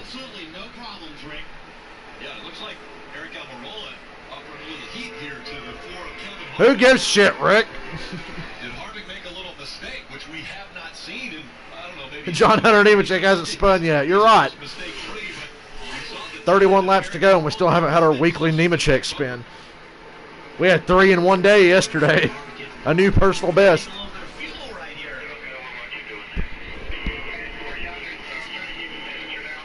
Harvick's car is getting hot. Chief, 300, too hot, or is he okay? Ooh, that was too hot. These guys have worked on trying to run more temperature than allows more. Harvick's backing off on purpose. Truex better take advantage if he can. Well, I mean, it's a game to have it on there. It sounds like Harvick did hear panic. Why would they put that on there? They don't even need it. Panic level. 300 made my stomach panic, but apparently Harvick didn't sound too panicked. And to me, Rodney Jones 30 said, laps to go. "What you're doing," and he said, "I'm trying to keep the temperature out." The only thing that he as a driver can be doing to keep the temperature out is to pull a little bit of throttle out of it, right, and not burn as much fuel. And so he's trying to say. Well, apparently he's backing off, but I don't see Truex or Hamlin gaining on him. Anything, they're losing to him. Because Truex is now a full second behind.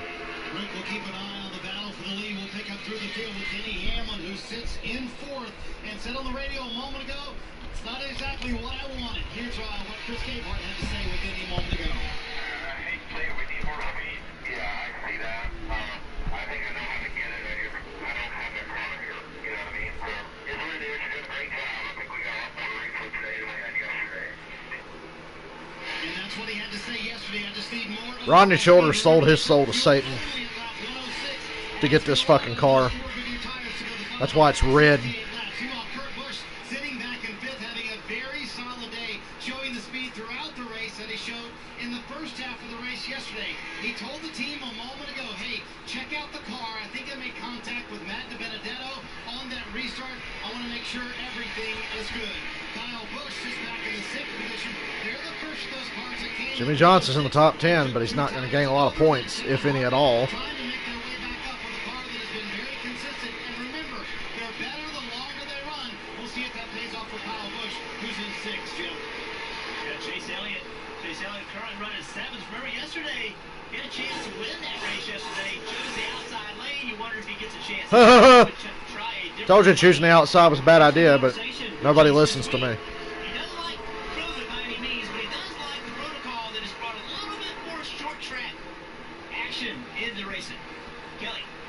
Yeah, behind him, Matt DiBenedetto, another one of those teams that made some wholesale changes overnight. Somewhere in that sentence that Jeff Burton just said, something made sense. Those seem to have paid dividends. Crew chief Greg Irwin told me they really feel like Pocono was a turning point for them. They feel like they had an uptick since then. He said, I certainly think we're capable of winning a race to lock ourselves in the playoffs, but meanwhile, they've got Jimmy Johnson closing up for 9th and 8th here. points above the bubble. 22 of Joey Logano fighting with Matt DiBenedetto is going to go on board right here. Follow-up, Joey Logano found success early in their relationship. 2 wins. Yeah, Truex has cut Harvick's lead in half the last couple of laps. 150 horsepower tracks. We need to improve our field. Boy, Almirola got to Harvick's door. That doesn't really matter, but that's going to help Truex a ton. Before Kevin Harvick under attack by the 10 of Almirola. I think Hello. Harvick's going to easily go by on the outside here. Here comes Truex and Hamlin. It's the break they needed. Truex run the outside of Almirola. Got to make quick work of him, and he does. Yeah, Harvick better get the let out now. He should be fine. He was just worried about the car getting hot. He'll step it up again, and he'll probably be okay. Although I think lap traffic heavily contributed to whatever just happened. I don't know. We didn't see it, but it looked like there was a lot of lap cars around there. 25 laps to go. Harvick, Truex, Almirola, and Hamlin. Almirola has to pit again, though.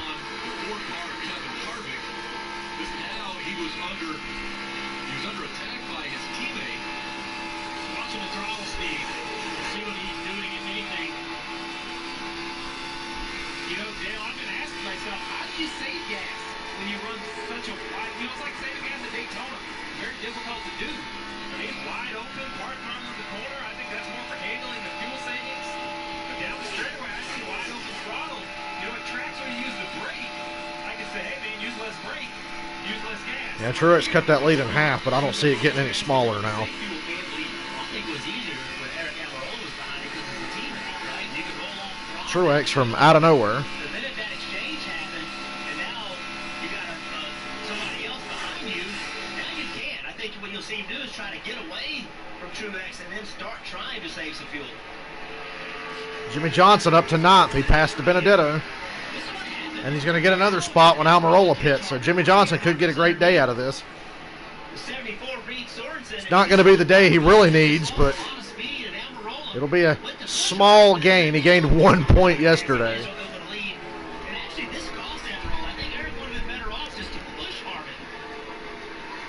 Almirola's got to pit anyway. It doesn't fucking matter what Almirola does. Almirola is a non-factor here. He has to pit. These other guys are going to stretch it. So, I don't know why they're worried about Almirola. He is not a factor in this whatsoever. He was just getting in the way. It's a good thing that Truex made quick work of him. Hamlin wasn't so lucky. Hamlin kind of got hung up on him a little bit. But he's not too far behind. Harvick's starting to stretch it out again. I told you. He would start to stretch it out again now. He's trying to save a little bit before that.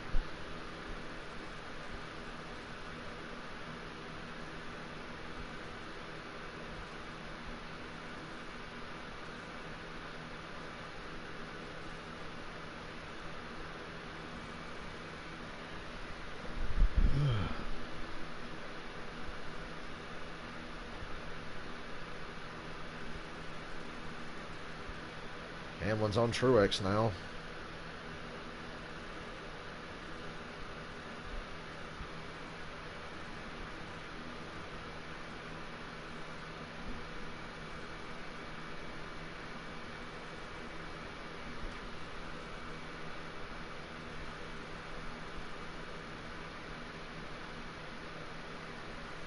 If Hamlin was smart, he would stay behind Truex. If Hamlin's smart, he'll just stay with Truex and push him all the way up to Harvick. That can be done. That's literally their only chance. So I don't think Hamlin needs to push the issue here. He just needs to get on Truex on the straightaway and keep pushing.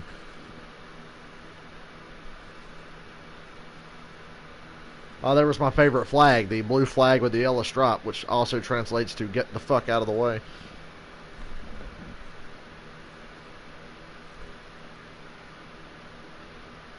Oh, the 88 car's slow.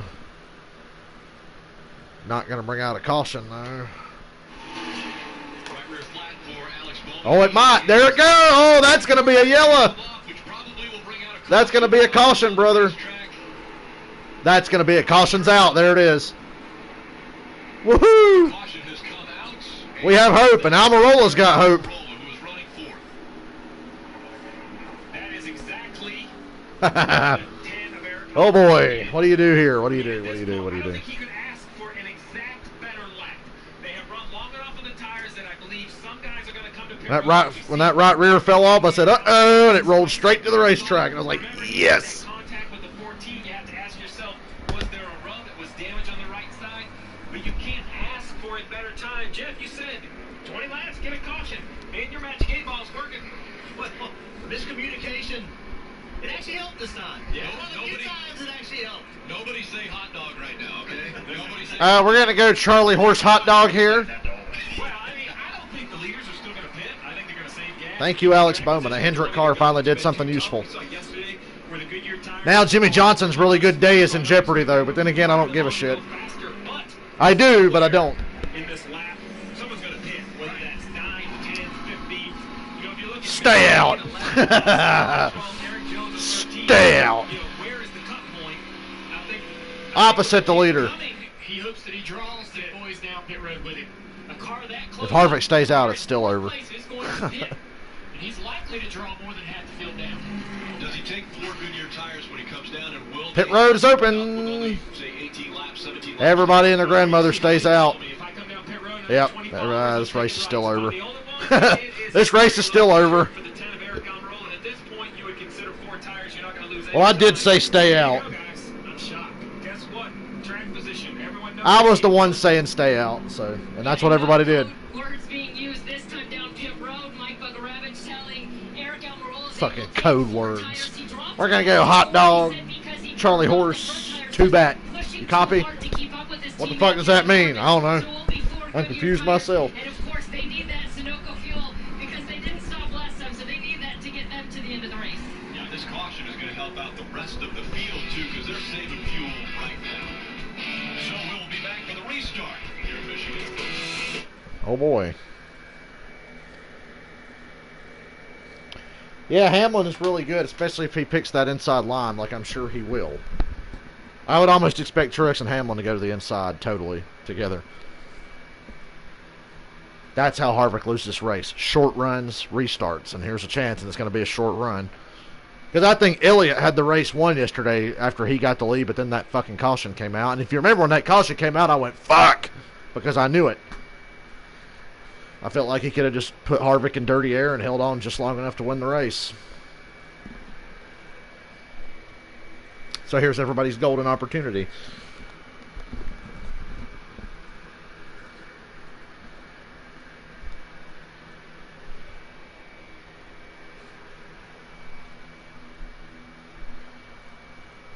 What's your chance? You got it.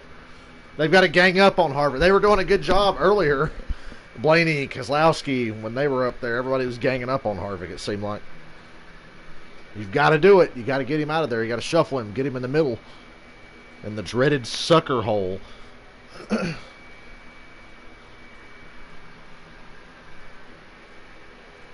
We'll see.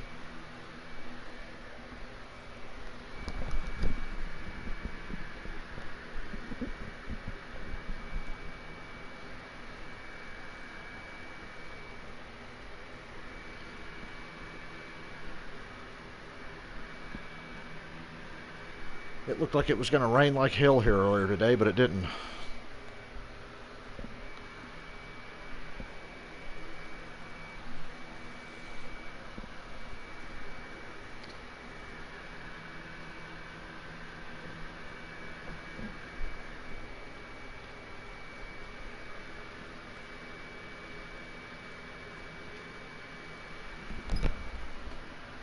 Today's Ram trucks built to serve, guys. Can anybody beat Harvick? I mean, that's the answer. I'm kind of excited about Dover. The 19 car. Just because it's Truex's small spoiler, high horsepower. That's why I'm excited for Dover. Here's his chance. It says on that board right there, will we see more cautions? I think it should say we will see more cautions. I just don't see how with this intense racing on restarts we won't see more. Toyotas need to all go to the bottom and gang up on Harvick. Two decisions to choose. Top line, bottom line. Let's listen into the one of Kurt Busch and what they have to say about it. Last couple restarts, the first four is chosen top. But, you know, your brother, he may choose the bottom. A little calmer on the one radio than it was yesterday. We heard some yelling back and forth between driver, crew chief, and owner about the choose. I like that clear bit of information. Yeah, when we talked to Truex at the start of this race, he said he'd take that inside line if he could.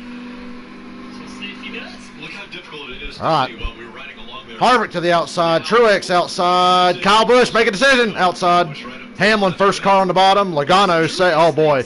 Buddy, I think you're fucked. Logano's your only hope to push, and he's not too keen about pushing other people, especially Hamlin.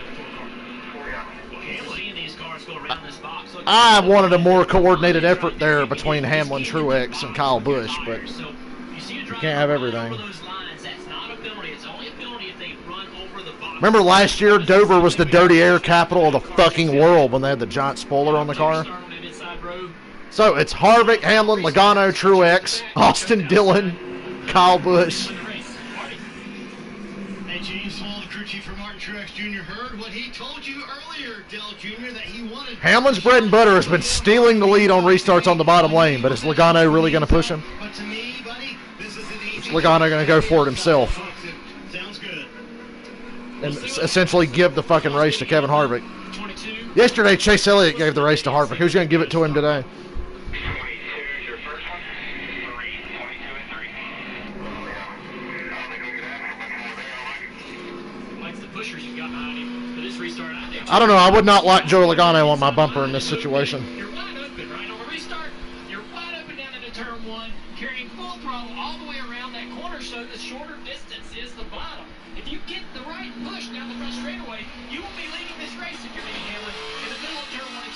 15 laps to go. Quarter panel before? That's what he's got to be trying to do. Get to the right quarter panel to slow him down on the entry or right before the middle of turn 4. Logano in the gas. They're not connected on. Not a great push. Harvick's got it one. It's over. Nobody gets tandem. Nobody got tandem, and Harvick's just faster. It's over. The 22, and that kept the 22. Tis over. Kurt Busch puts his brother 3 wide. That's a done deal, folks. See you next week. Denny Hamlin's got an opportunity right here. Not going to be able to get into the. I thought he might get in that hole behind the 19. He's not going to be able to do it. Later. See if he can make it work down here. It's going to be tough. So you were saying? Past this 19 of Truex. Oh, this is working great for Kevin Harvick out front as he drives away from both these guys. 14 laps to go. Harvick way out front, driving away. Hamlin and Truex stupidly racing hard for second when they should just be pushing each other. Yep, that's a done deal.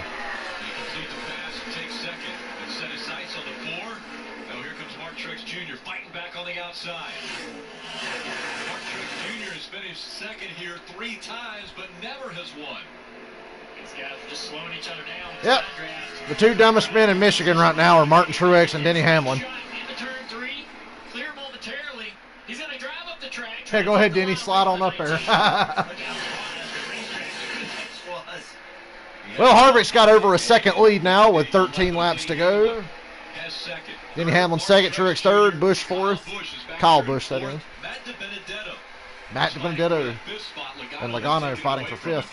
And now they're a second behind the leader. Yep. Can they close the gap with 13 laps to go? No, Junior, they cannot. How strong is Kevin Harvick?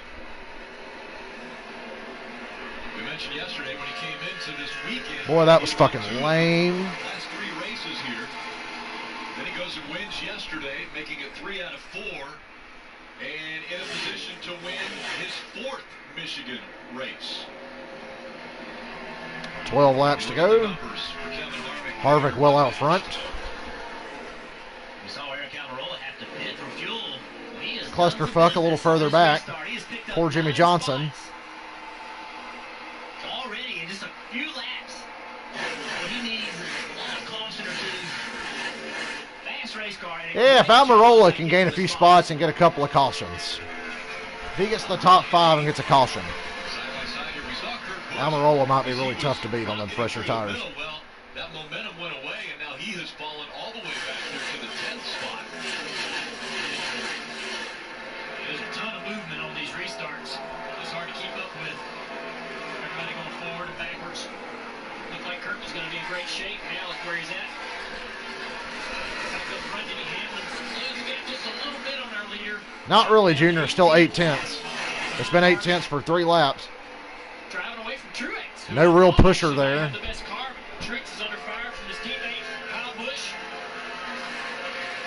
You know, the 18 of Kyle Busch is looking for that first win of the season, but it has to feel good for this 18 to come and have 2 races in a row. Good driving race car. He's going to try to get to the quarter panel on the 19. Unable to do it. You would think the 3 Gibbs cars could almost work together to try to run the 4 down. 10 laps to go. To no avail, Marty. We still haven't had our Nemechek spin. A moment ago, he came over the radio and told Clayton Hughes, his spotter, boy, I wish I could get closer to that 11 and help him out a little bit, but I just can't stay connected to his bumper. And he said, I bet the 18's saying the same thing. We can't seem to push each other with the speed. They can't pussy each other. That's what he said. Hey man, I'm gonna run the second lane. If so, that's an impressive communication. We'll see if he sticks his hand out the window again down the front stretch. Hamlin's closing slightly. And if these 3 Toyotas get close enough together, Harvick may be in trouble. But that's the only way. Good God, we nearly had a caution there.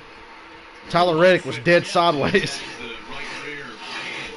Busch needs to stay with Truex and shove him to Hamlin, I swear. Racer found the cushion. Yeah. Unfortunately, the cushion here is a soft wall. So this time of day right It's going to take 3 cars to beat 1. It's just getting better grip, getting faster. That really is a good thing for the lead. Yeah, Hamlin's close enough to get a pull off of Harvick. Kyle Busch is going for the pass on Truex. Harder for Hamlin to be able to do anything once he even gets there. What a hit for third here. Yeah, what a weekend it's been already, and Kyle Busch. Well, Hamlin's not going to get any help now. Unloaded better. They'll have a lot to talk about. I to do it himself. Post-race show with Krista, DJ, and Brad after this race.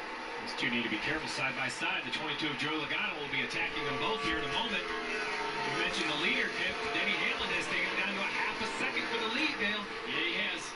Great run for Logano this weekend. Is anybody surprised at the top two right now as far as how 2020 has gone? I won't lie, I'm a little surprised by Denny Hamlin. He hasn't run his wellness tire combination. Yesterday he faded at the end. I didn't have him a top 5 car today. I know Dale Jarrett did. He continued to talk about it at the beginning of the race. But Denny Hamlin has found a way to be competitive. Under half a second now for Hamlin.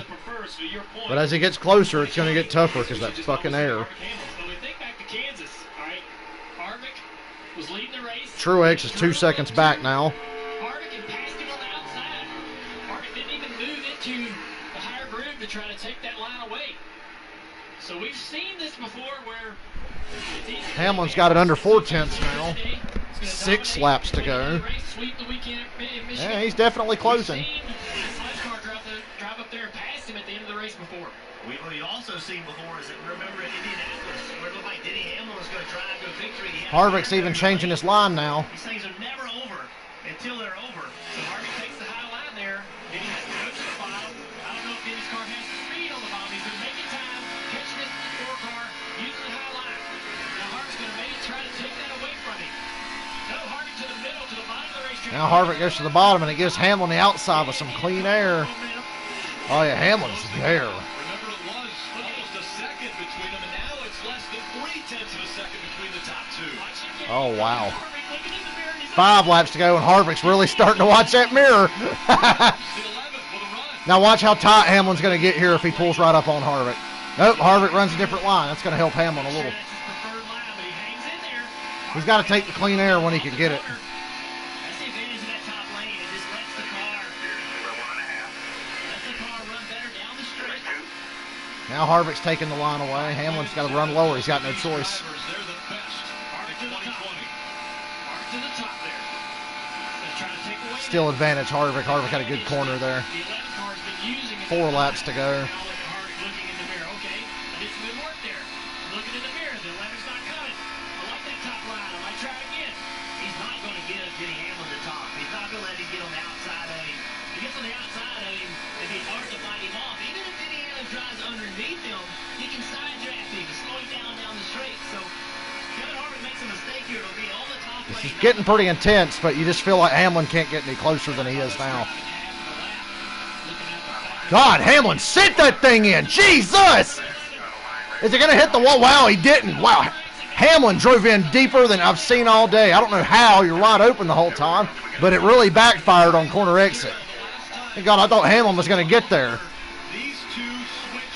He almost got there. But I think that's all he had. 3 laps to go. That's all he had, man. That was his best move. That was his best move. Denny's better on this end of the racetrack. And 3 and 4 is where Denny's been able to make some ground. We heard the last time Harvick had to pull. Harvick pulled away a little bit there. Harvick back to the bottom, though. That's good for Hamlin. Big run down this front straightaway. Yeah, I'm surprised by that. I'm surprised. 2 laps to go. I don't understand what Harvick was thinking there. I really don't understand what he was thinking there. Harvick's going to go to the top.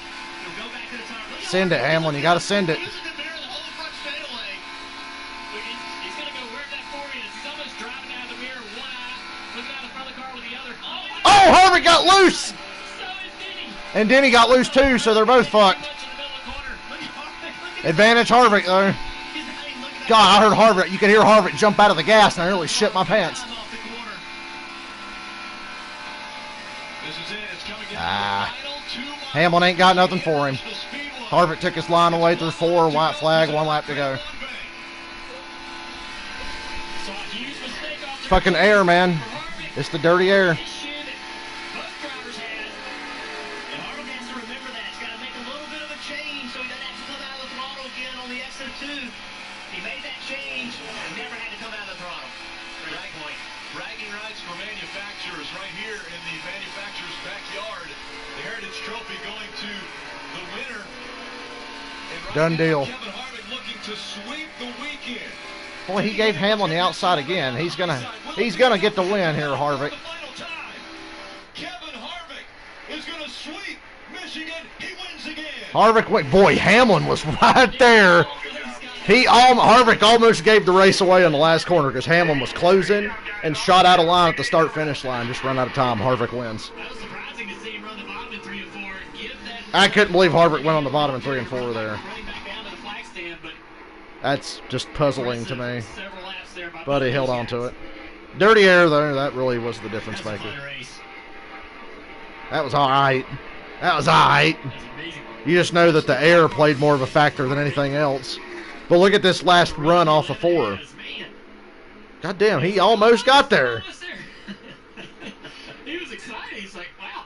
I think Harvick went to the bottom just to make sure he didn't make a mistake right there or get too high, knowing he was coming to the checker. You know, he just, for some reason, Close finish. Harvick wins. Hamlin second, Truex third. Margin of victory there was .093 seconds. So less than a tenth of a second. Kyle Busch was the first car back to pit road. He's ready to get the fuck out of here. Because I saw Hamlin and Harvick coming down pit road, and Kyle Busch was already parked there at inspection for the lug nuts.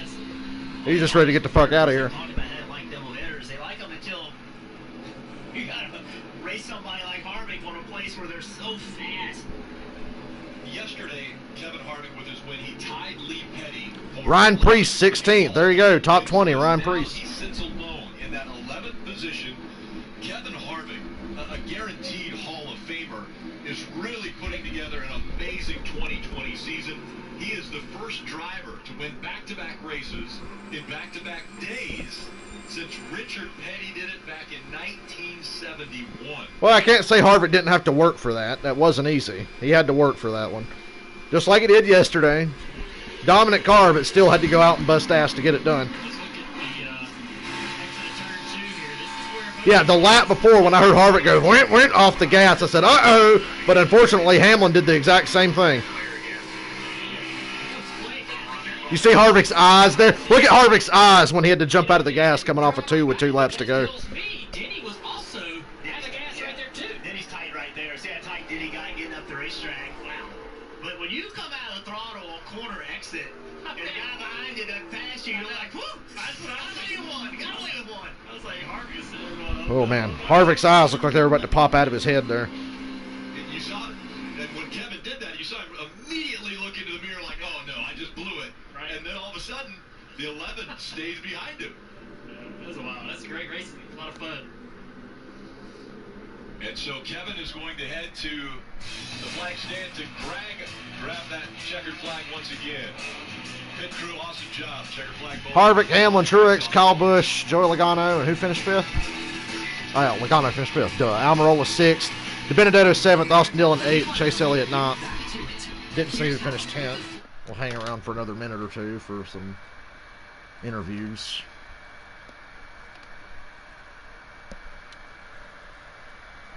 Well, at least I didn't waste my time watching the race. Hendrick Motorsports has like no fucking speed now.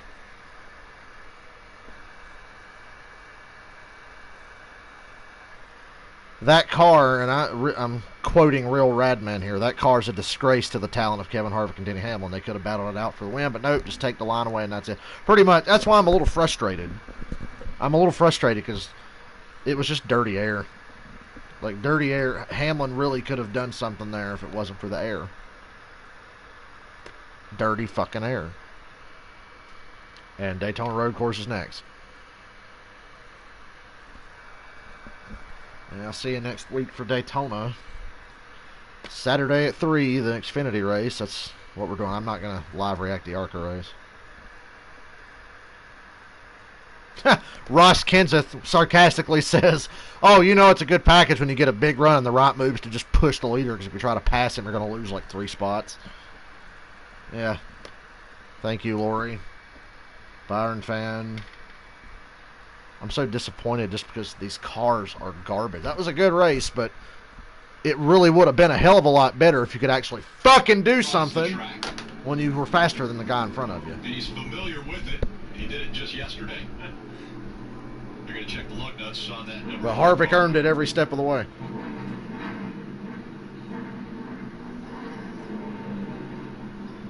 Harvick's at 55 wins. One behind his hero, Kyle Busch, for 9th on the all-time wins list. Wins for him now, and that puts him into a tie. I said he.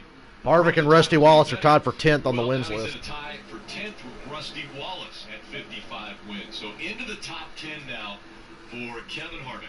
Yeah, Caro. Thank y'all for hanging out. Perfect weekend.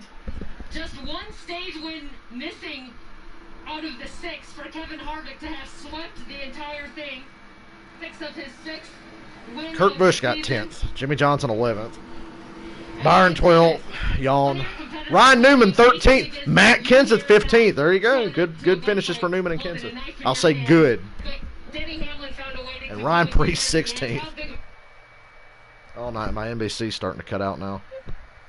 Well, at least we got to the end of the race before it started cutting out.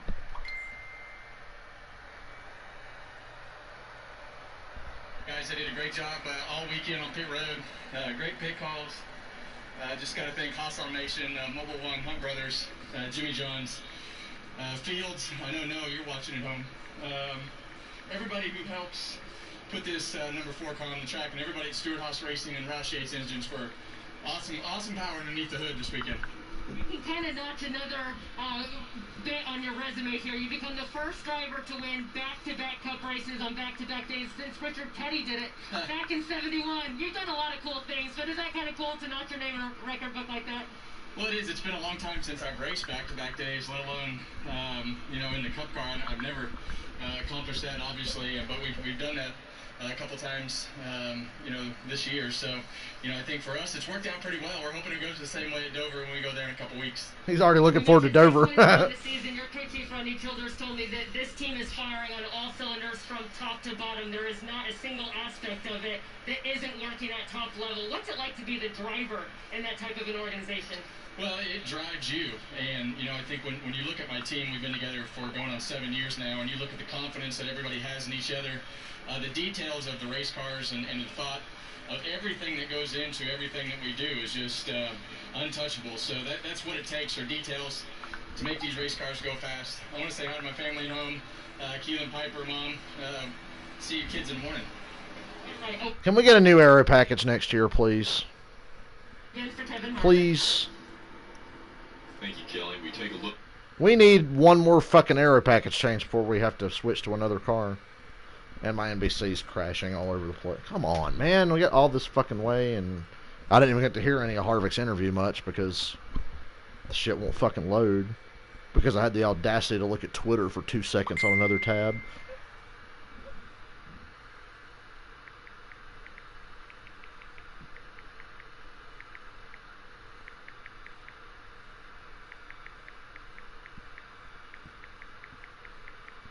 And it's a big fight right there to be in those playoffs. We go to Marty, who caught up with second place Denny Hamlin.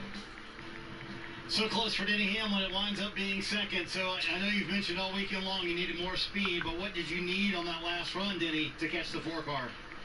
Yeah, it just, once we finally got to second, I knew we had something for him. We just, got stalled there, and he was tight, I was tight. We were better, that's for sure. Just Dirty air! The track position can kind of control the lanes there. Wish I had turned 1 and 2 to go do over again when we both lifted off of 2 there. Should have faked low and then went high, but I just thought I could maybe get to the quarter panel and shove them even Dirty higher, air. tighter, and just couldn't quite do it. But proud of this whole FedEx Ground Toyota team. Hamlin was definitely better there. Couldn't do nothing though. Dirty air. What are you gonna do? A little bit more. Yeah, so you talk about that. At the beginning of the race, you said, we're good here. We're going to be good today. Did you know from the start, even though you kind of were back around 10th, 11th for a while, that you had a shot to maybe win this thing later? Yeah, I knew we were going to be pretty good, especially when it cooled off there. But, we tried to put, maybe a little bit of speed in the car. But, overall, I thought we just had a really good handling car, and that kind of what it allowed us to keep pace right there. So I thought our whole team did a great job adjusting overnight, and I thought we were kind of a 1-2 combo both races, even though we didn't finish second yesterday. But proud of the whole FedEx team. We're just plugging along here. Just really hate giving up wins to the 4. Yeah, absolutely. You mentioned that. It's such a battle between the 4 team and the 11 team, Denny. I know you guys have tremendous respect for one another. Do you bring out the best in each other, Denny? No question. I think that You know, one of the restarts, I think I was fifth, and I pulled all the way up to the inside line of the four, and I'm revving my engine beside him just to give him a little exhaust fumes. But no, I got tremendous amount of respect for everyone on that team. And Kevin, as we've gotten older, we've gotten wiser, and we've learned to really appreciate what each other does on the racetrack. And obviously, they're having a great season as well. Boy, it's fun to watch this heavyweight battle in 2020, and I think this is going to go all the way to Phoenix, and you see it right behind Denny. Look, Chris Gabehart, Rodney Childers having a conversation, that respect they have for each other post-race. Yeah, it's great you mentioned that, Marty. It could go all the way to Phoenix. Well, who's very good at Phoenix? Denny Hamlin and Kevin Harvick, two of the best at the Phoenix racetrack, which will end this 2020 season, and the championship will be determined there. All right, guys, so drivers. We saw two great races this weekend. The choose rule came into play. What are your takeoffs of what we saw this weekend? I really like the choose rule. We'll see some of that more as we go through the season, but really surprised at Denny Hamlin and the speed he had at the end of that race. We saw the 4-car dominate yesterday. Everybody thought he had the best car, would win this race rather easily today, but toward the end, on the long run, Denny had more speed, more drivability in his car. Yeah, the racing was really good. Dirty air. All weekend, rather. I continue to be impressed with Kevin Harvick and Dirty what air. he can do with that race. I'm really impressed with Kevin Harvick and dirty air. About how much speed he can make, and it's not easy to drive the race car the way that he and Rodney Childers have set that race car up, but Kevin Harvick's finding a way to do it. You said it, top 10 in race wins all time.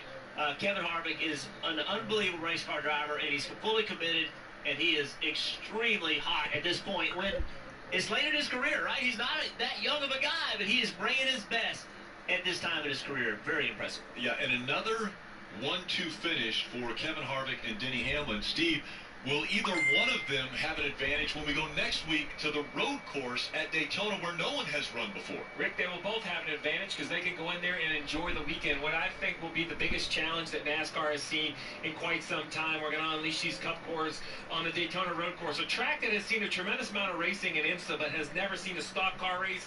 It's been altered a little bit with the chicane off turn 4. When I look at Kevin Harvick and Denny Hamlin, they can enjoy the weekend. Maybe Gable can try to get some points. The big question is, who else Dirty can take this air. challenge and flip it into a playoff berth? I think of Jimmy Johnson, who ran so well the first year of the Roval, the last big road course challenge we have seen. Can he find the magic once again? Could the 7-time champ go to victory lane?